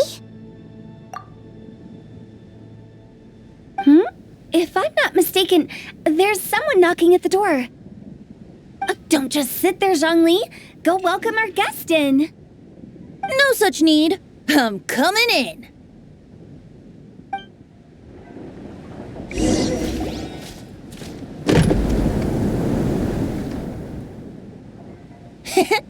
You finally let me in. Hello, hello. No matter if we've met before or not, this moment marks a brand new encounter. Old friends and new. Happy Lantern Rite. Oh, it's the tone-deaf bard. Oh, he seems to carry a valiant breeze wherever he goes. It looks like we're gonna be friends. Fate has brought us together, so come on, take a seat and be my guest. Help yourself. Oh, I'll ask them for another set of cutlery. This young lady here is as bright as a fresh bouquet of flowers in the morning's rising sun. She no doubt is the one with the most authority here. Whoa, these dishes look amazing! Is it really okay for me to join in? All right, I'm digging in. Huh, it's you. Oh, isn't this Genyu? Genyu? Yep. Now that I've taken a closer look, you're a fan of Genyu's works, aren't you? I met Xingqiu at a light novel convention. How I wish we'd met sooner. I never expected that there'd be another person in this world who could interpret Genyu's new novel as thoroughly as I could. Venti, you're being too humble. Considering your poetic talent, your fundamentals are way more impressive. Could this new guest be Master Xingqiu's friend?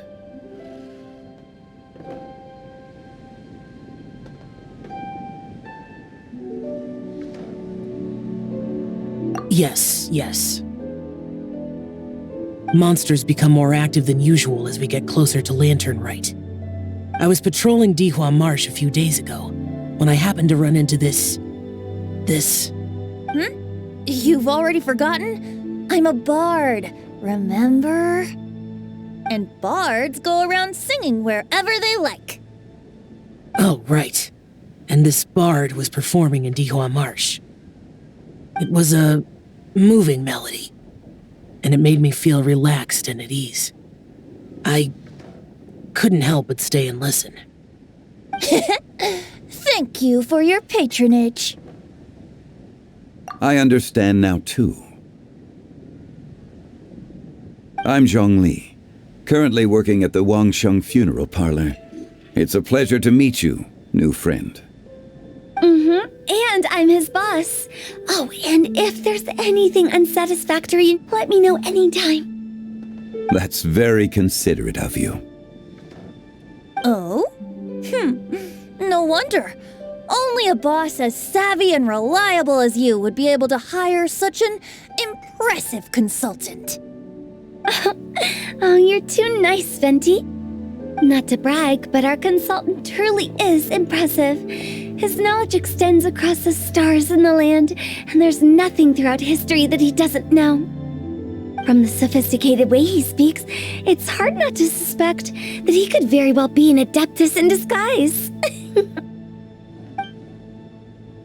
Shao, you're an adeptus. Do you think it might be possible? Sorry. I'm only good at conquering demons. I'm afraid I don't have much knowledge in that matter. Really? But Paimon thinks you're super knowledgeable. Huh? Oh, right! Xiao's a warrior. He doesn't come to the city very often, so it's, pretty normal for him to not know anything. Yeah. Really? I've actually heard a few things about Mr. Zhongli before.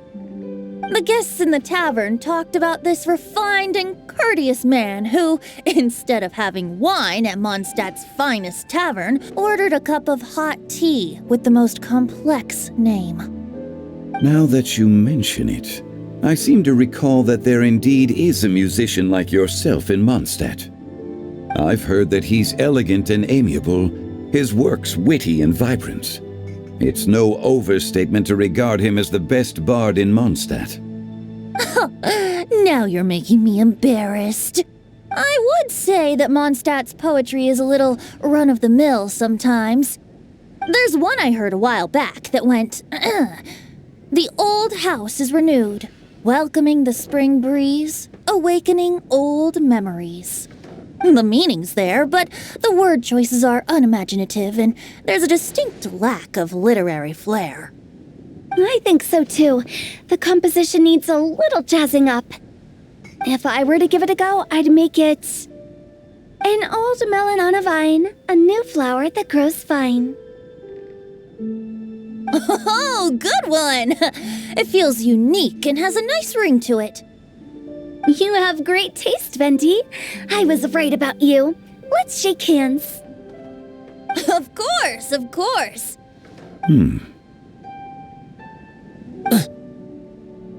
Hey, Shincho!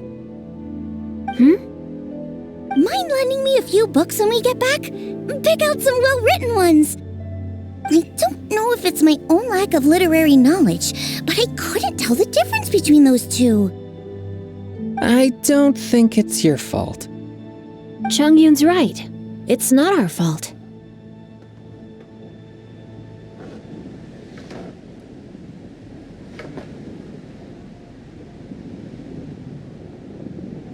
Oh, you have a point. But speaking of, why is the tone-deaf bard here? Are you here to take part in Lantern Rite too? I heard that Liua will be hosting a Lantern Rite music festival this year. As a musician myself, how could I possibly resist the temptation to come take a look?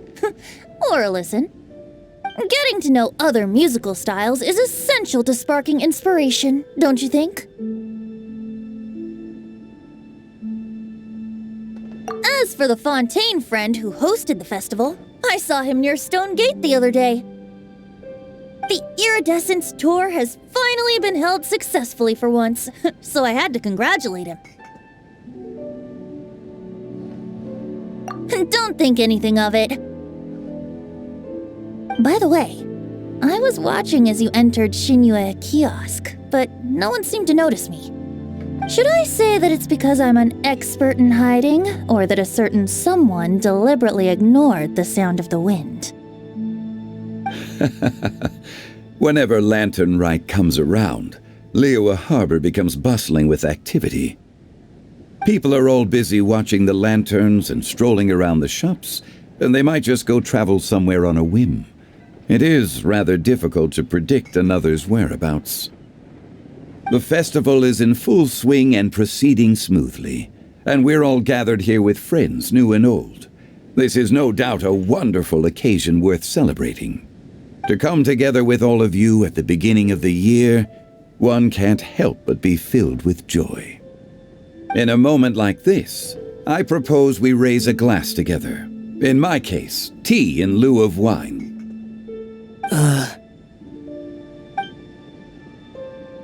Very well said, Mr. Zhongli. That was exactly what I wanted to say. Now I'm getting a little self-conscious. I didn't cause you too much trouble barging in like that, did I? We usually drink wine during occasions like this over in Mondstadt, but since Mr. Zhongli insists on drinking tea, I'll give a toast with tea too. Everyone, thanks for the treat. You're welcome. As the host of this gathering, I hope everyone enjoys the food and drinks. May this year be better than the last. Considering that everyone may have other matters to attend to later, sticking to tea seems like a good idea. All of a sudden, they started proposing toasts. Should we? What's with the urgency?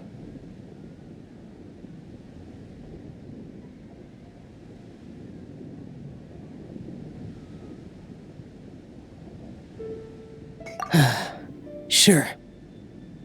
Have you two finished eating? It's always nice to have a breath of fresh air after a meal. Helps with digestion. Paimon will come too. Yeah? Okay then. Don't forget to come back.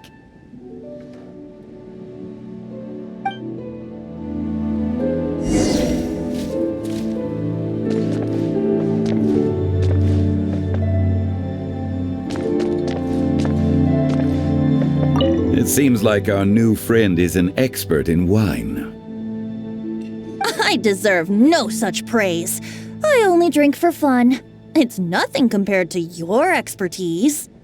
I'm glad we're only having tea today. What if I got drunk and said something nonsensical? I'd surely become an object of ridicule to someone I've just met. No such thing. I wouldn't dare disrespect the director's guest. You're not allowed to leave Paimon here alone. To be honest, Paimon's worried about saying the wrong thing.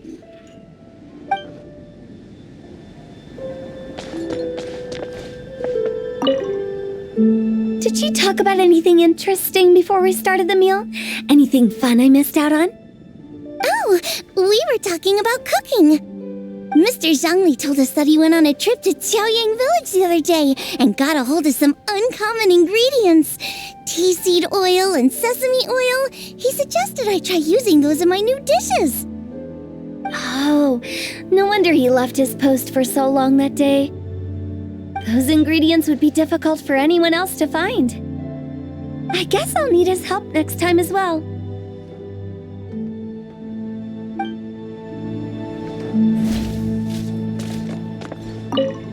About you and Venti. Could he be a partner in your family business? That's right. You know how my family is. A lot of business secrets can't just be divulged at the dinner table. Ah, just as I thought. Let's depart. You go ahead.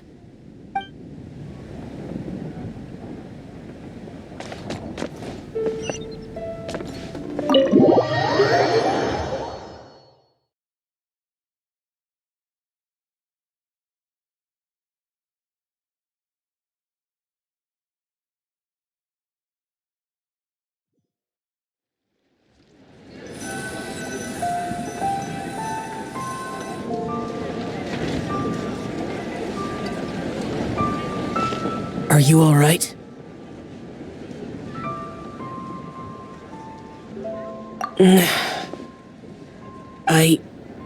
It's hard to describe.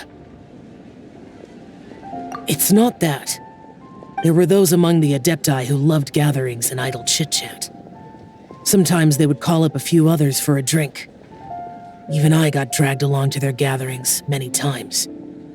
The Adepti all have their specialties, making most of them proud and arrogant. Everything they say is straight from the heart. It never gets too complicated. But this time...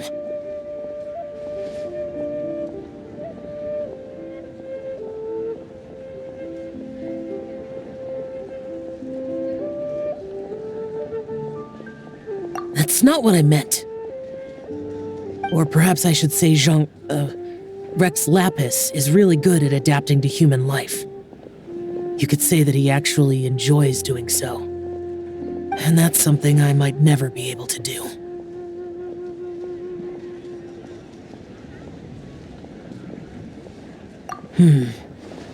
That does sound like something you would say. No matter. I know my circumstances. Whenever I think of the ordinary conversations I've had with you, it feels strangely novel. Yes, the parlor director went out of her way with the invitation, so it was difficult to turn her down. I had made mental preparations before agreeing to come. She told me that all the guests today would be acquainted with elemental power, and I knew that you would be here. But I didn't expect the other guests to be... General Capisis always said that we should live in the present and enjoy every pleasant surprise. Perhaps that's what I should do with what I'm feeling now. But I think he meant designing clothes for those around him. The clothes were intricately designed, but inconvenient to wear.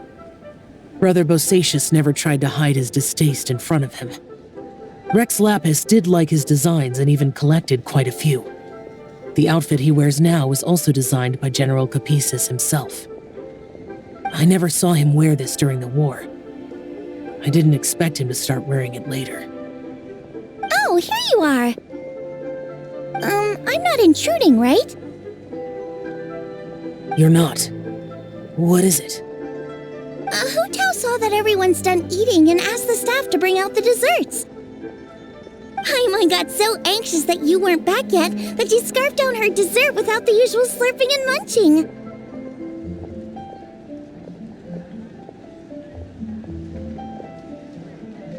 To be honest, I was kind of worried too. You looked a little restless just now, and I thought you weren't used to the food here and was planning to head back to Wangshu Inn for something Yanxiao made. You're worrying too much.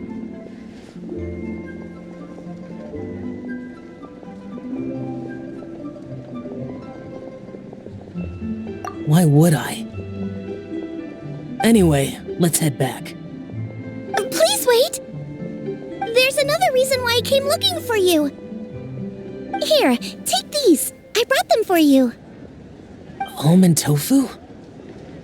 Yup. Since the Masterful Chef's competition, you could say that Yanxiao and I are not only competitors, but good friends as well. I visit him at Wangshu Inn sometimes to discuss our cooking.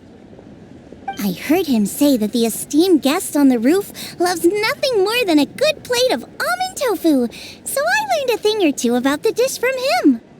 I'll be honest, before Hu Tao invited everyone, she secretly came looking for me, told me about the guest she planned to invite, and asked me for some suggestions on what she should order. So I made a few servings of almond tofu for you guys in advance. Take them as a token of gratitude for your support. When I told Guoba that I was making these for you, he started eagerly running around the kitchen and helping a lot too. Thank you for the trouble. There was no need to... I'll take them. Thank you. And Guoba too. You're welcome. Oh, the almond tofu I made probably tastes and feels a little different from the type Yanxiao cooks. Please let me know if there's any improvements I should make. Okay. That's all. Alrighty, we should head back now. We can't keep Paimon waiting.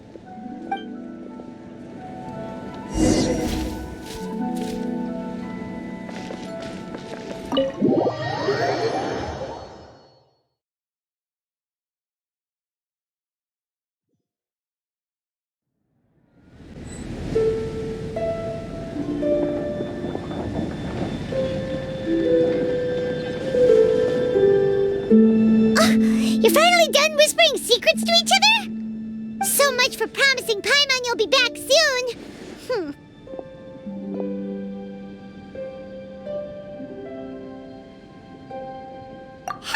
How could you say that to Paimon?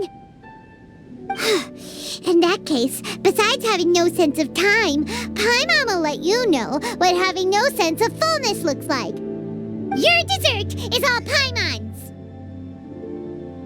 Sorry to keep everyone waiting.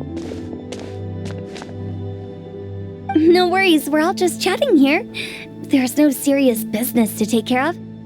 Whether we're chatting outside or inside, it's all the same.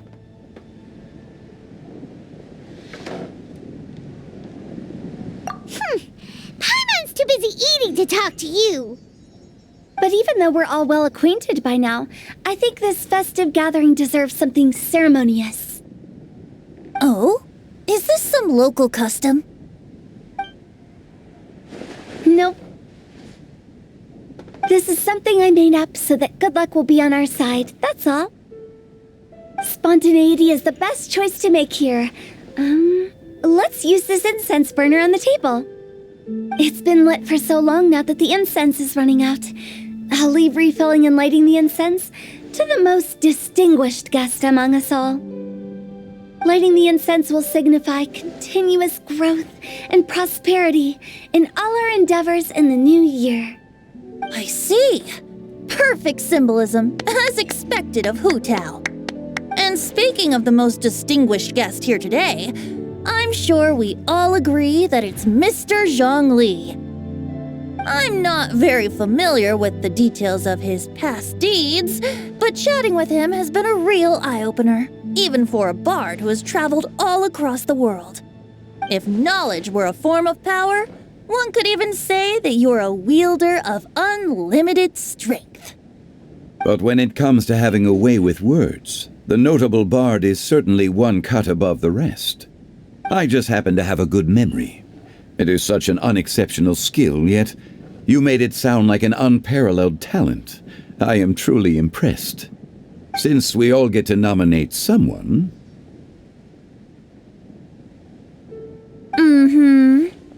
I think it's only fair that we let the parlor director light the incense. Huh? That won't do.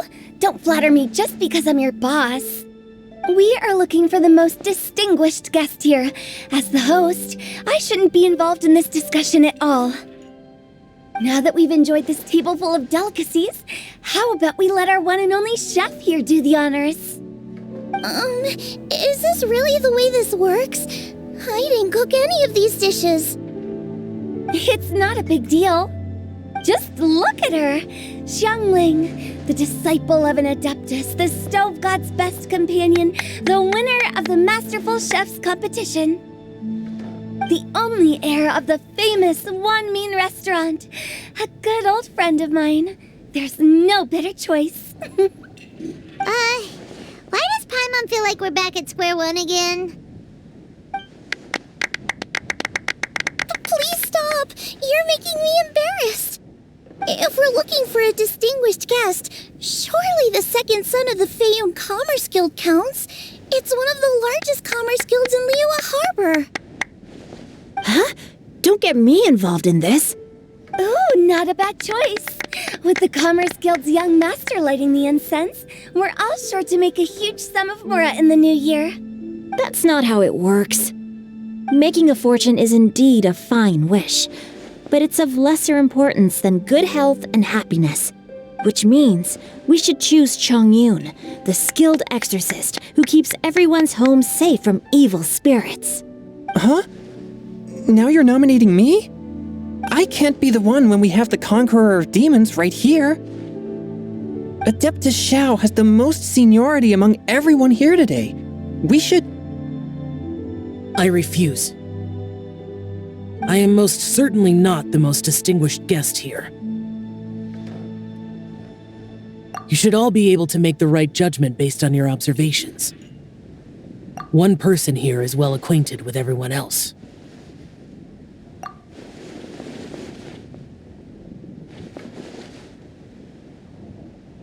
Oh, that's right! Even though you're always mocking Paimon, you're still pretty popular with other people. No, wait! Paimon said she wouldn't talk to you again.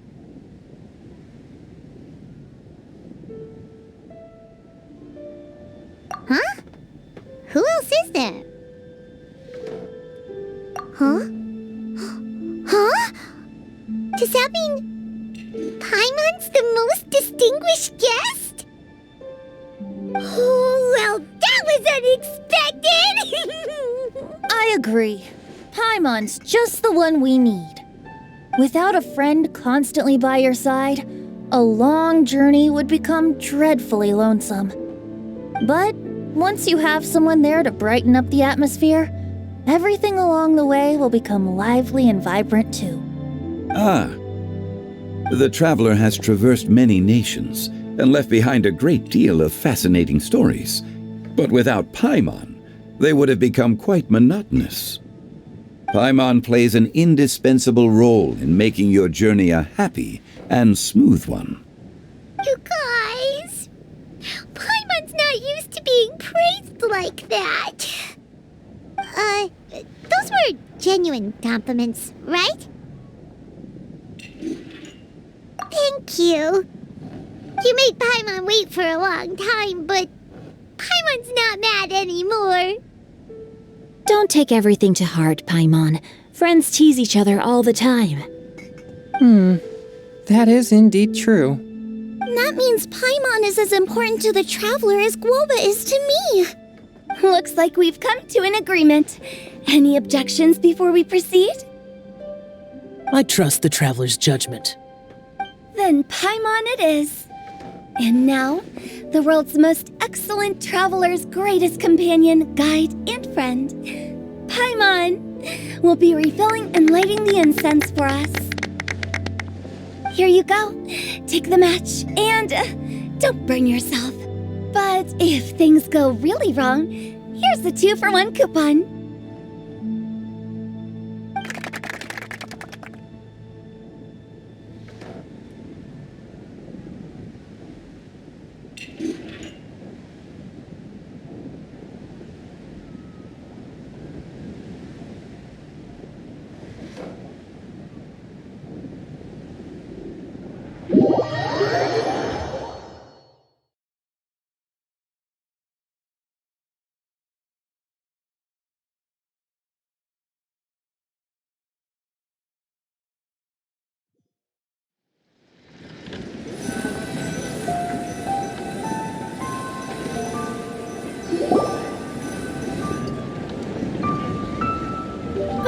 It's getting late. I won't take up any more of your time. You're all free to go as you please. Yep, the tea was amazing too. You don't have to go all polite on me. Just remember to come when I invite you next time. Let's see. It's dark out, so I'm going to accompany Xiangling, Xingqiu, and Changyun back home. As for the rest of the guests, I'll leave them to our consultant. No need. I'm headed towards the harbor to meet a friend on the ship. There's no need to trouble one such as Mr. Zhongli. I think you know the place I'm talking about. Come meet me anytime. It was great getting to know you all. Let's meet again when the spring breeze begins to blow. Bye. Oh, we should write poetry together sometime. We'll catch you all later then.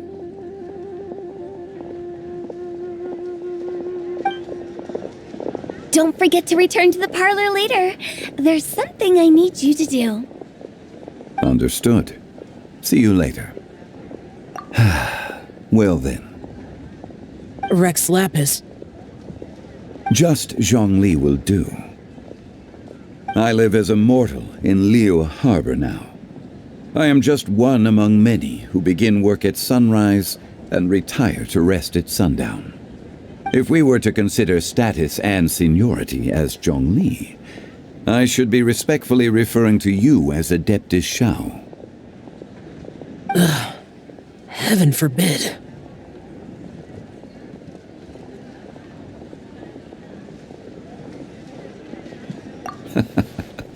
I meant what I said.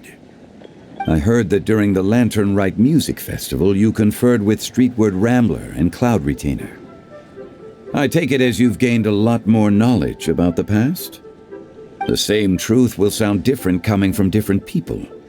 As more bear witness to a story, feelings and interpretations expand in variety too. I once had a pleasant chat about the past and present with a Sumeru scholar named Soraya, and learned a few things about her research topic. From the evidence she found and the conclusion she made, her area of research is already very close to the truth. But there are multiple sides to humans and gods alike. In the legends recorded by humans, some gods were depicted as arrogant and condescending, while others were kind and capable.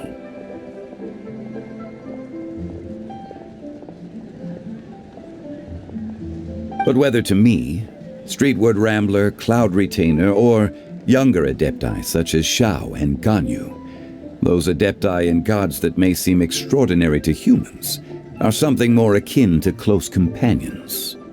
This was as true back then as it is right now. Just how Shao may seem unapproachable to most, but the Traveler has proved otherwise. So there's no need to dwell too much on certain things. Zhongli, what you're saying is... It looks like you understood what I meant. The director asked me to accompany you on your return, but I don't think you'll need my protection. I'll be taking a walk around and admiring the night scenery. After that, it'll be time for me to go back and meet up with the director. Goodbye for now. Bye, Zhongli! Everyone's gone now. Paimon always feels a little empty inside when a lively celebration ends. But at least you always stay by Paimon's side.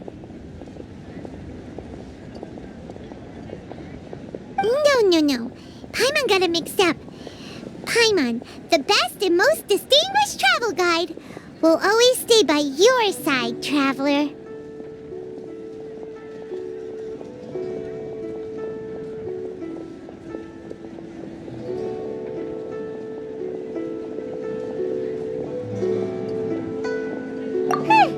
Good that you were aware of that. Shell, is there anything else you want to do? We could take you on a tour of Liyue Harbor. No need. I've stayed here for much longer than I had expected. The city lights are a fine sight, but it's time for me to leave. The events of today occurred so abruptly. I appreciate your kindness.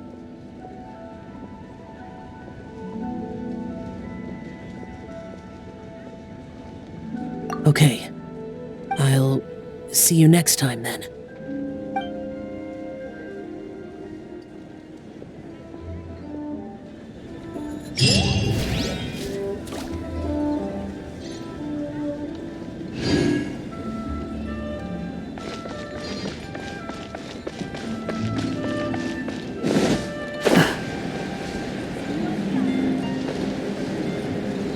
Wow, so lively. This is how... Behold! Quit following me.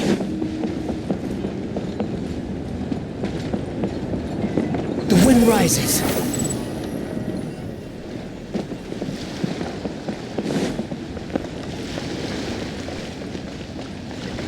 Behold!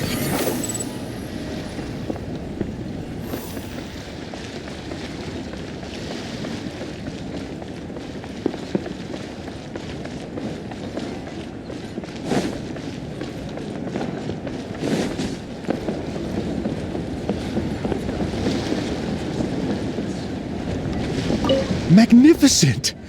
Absolutely magnificent! Yes, when I heard the music coming from up in the clouds, I was so stunned I could barely think or move. I felt like it had a special kind of hold over me. Or maybe it was the adeptal power within the music. And the ensemble at the end was truly sublime. I felt like I would have started to cry if I hadn't been one of the performers on the stage. Magnificent! Absolutely magnificent! Well, Lady Ningguang, the Tianquan of the Liyue Qixing, has invited me to visit her again at Yujing Terrace to discuss a long-term collaboration plan. I do hope everything goes well and that we have more opportunities to collaborate in the future. The next time we have another performance, you'll have to come. I will save the best seat for you. Magnificent! Absolutely magnificent! I've already given her my thanks in person. This is what she said. It is only natural to lend a hand when we see someone in distress. The wonderful music you brought to Liyue is worth far more than gratitude. Truly, I felt so honored. But I've also made a decision for myself. I will strive to create even more wonderful, original music for this era. Our era. Magnificent! Absolutely magnificent! We couldn't have accomplished all this without you. Please accept my most heartfelt thanks again.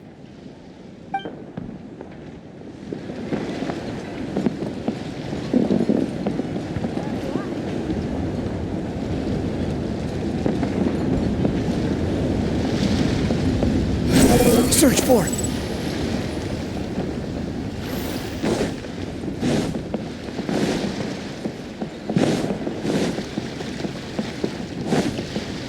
Quit following me.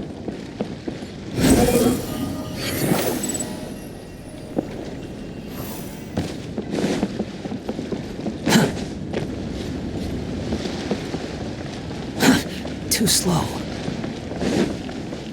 Squall and Fury.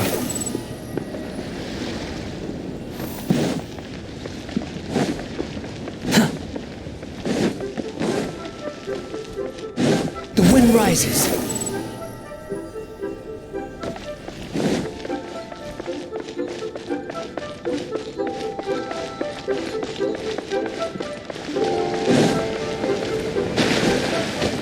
Behold!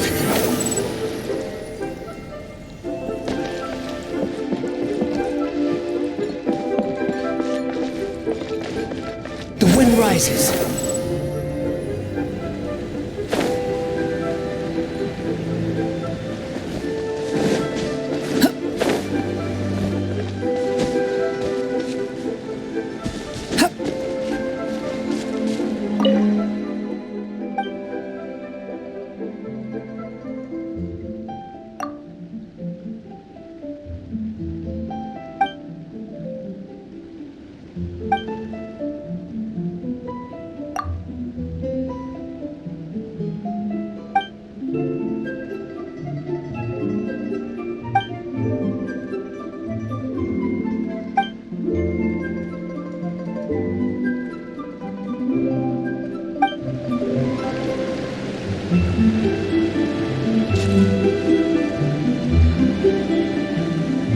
Squall and Fury.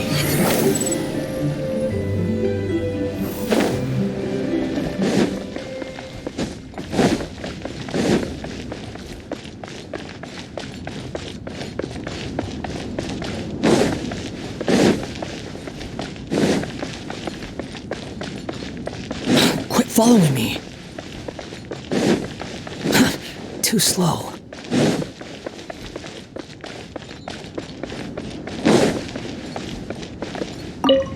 Hey, don't tell me you called me over for just a game of chess. You have to be more specific, Captain Beto. Is it that you find playing chess an uninteresting activity, or that you're unhappy about my lack of novel ideas? If you don't specify what you mean, how could I know what I should do to please you? Of course.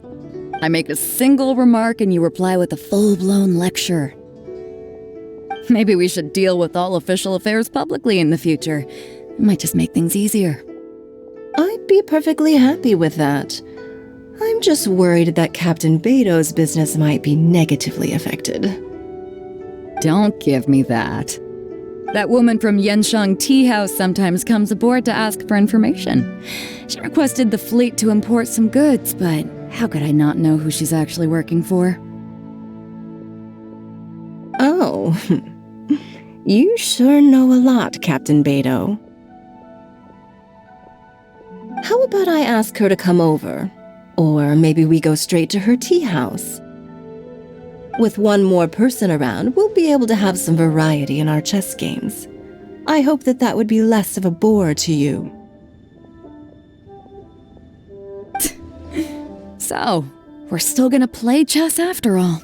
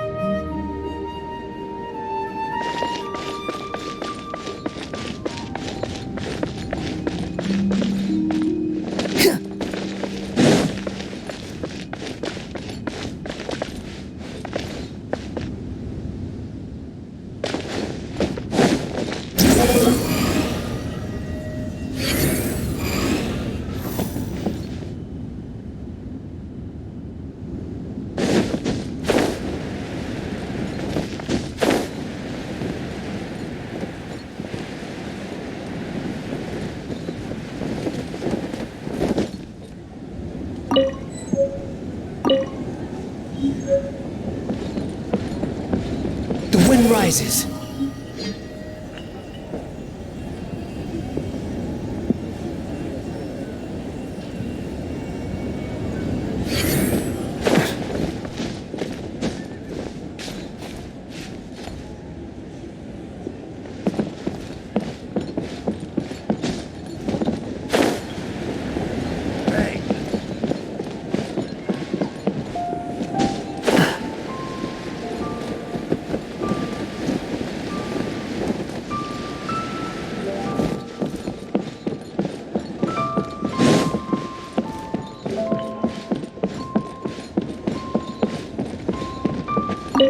The Lantern Rite celebrations are getting better by the year.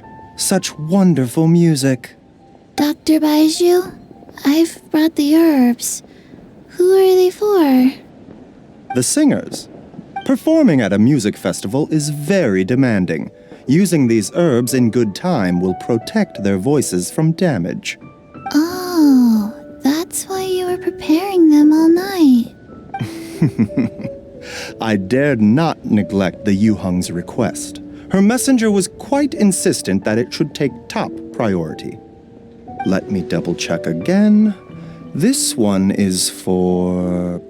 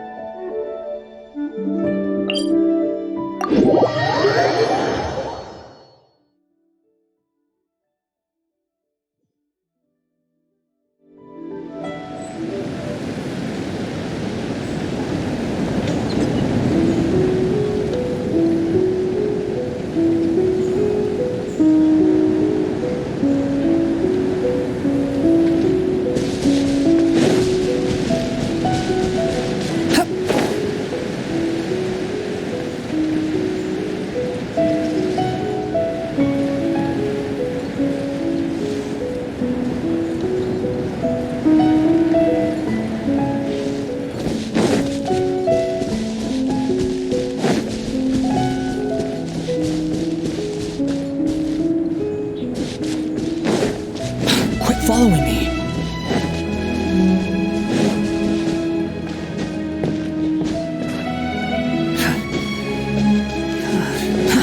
Too slow.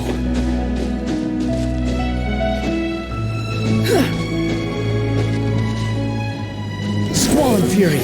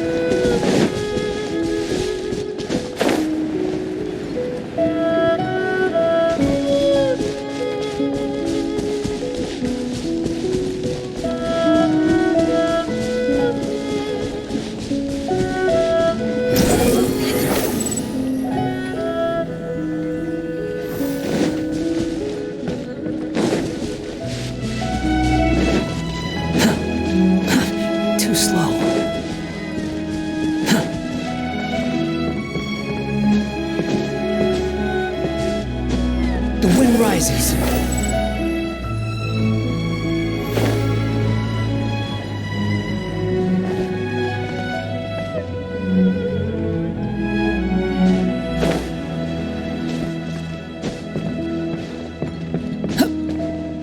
Behold!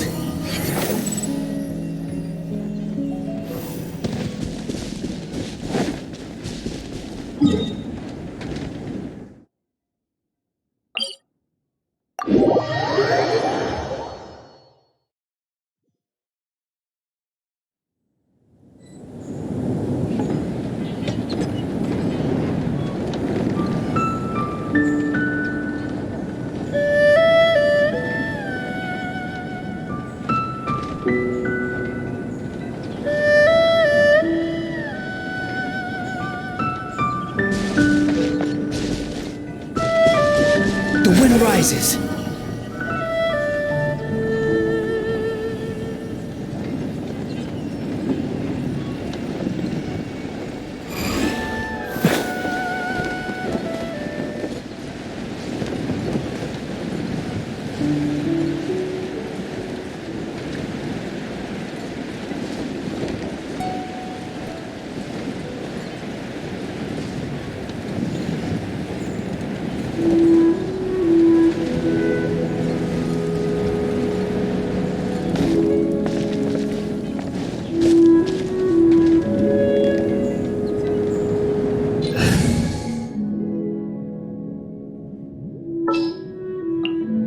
Sure. Crumble!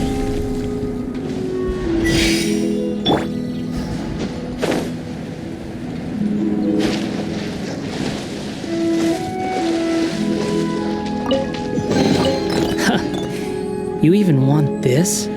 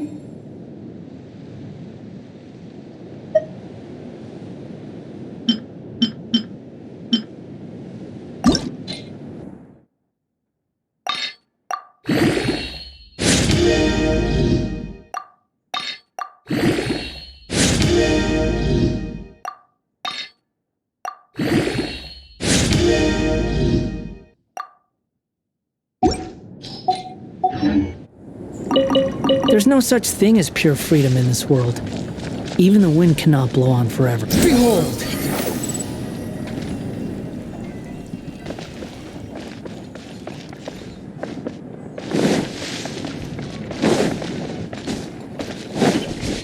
The wind rises.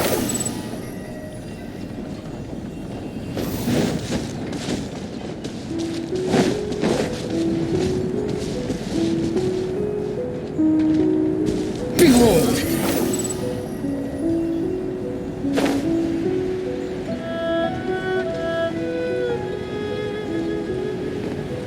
The wind rises.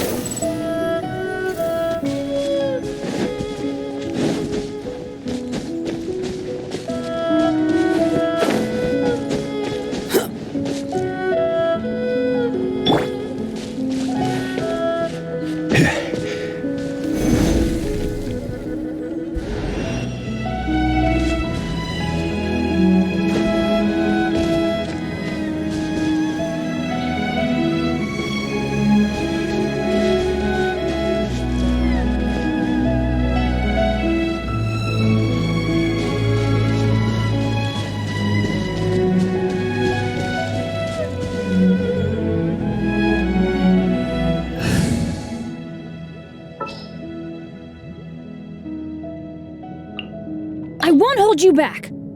Much.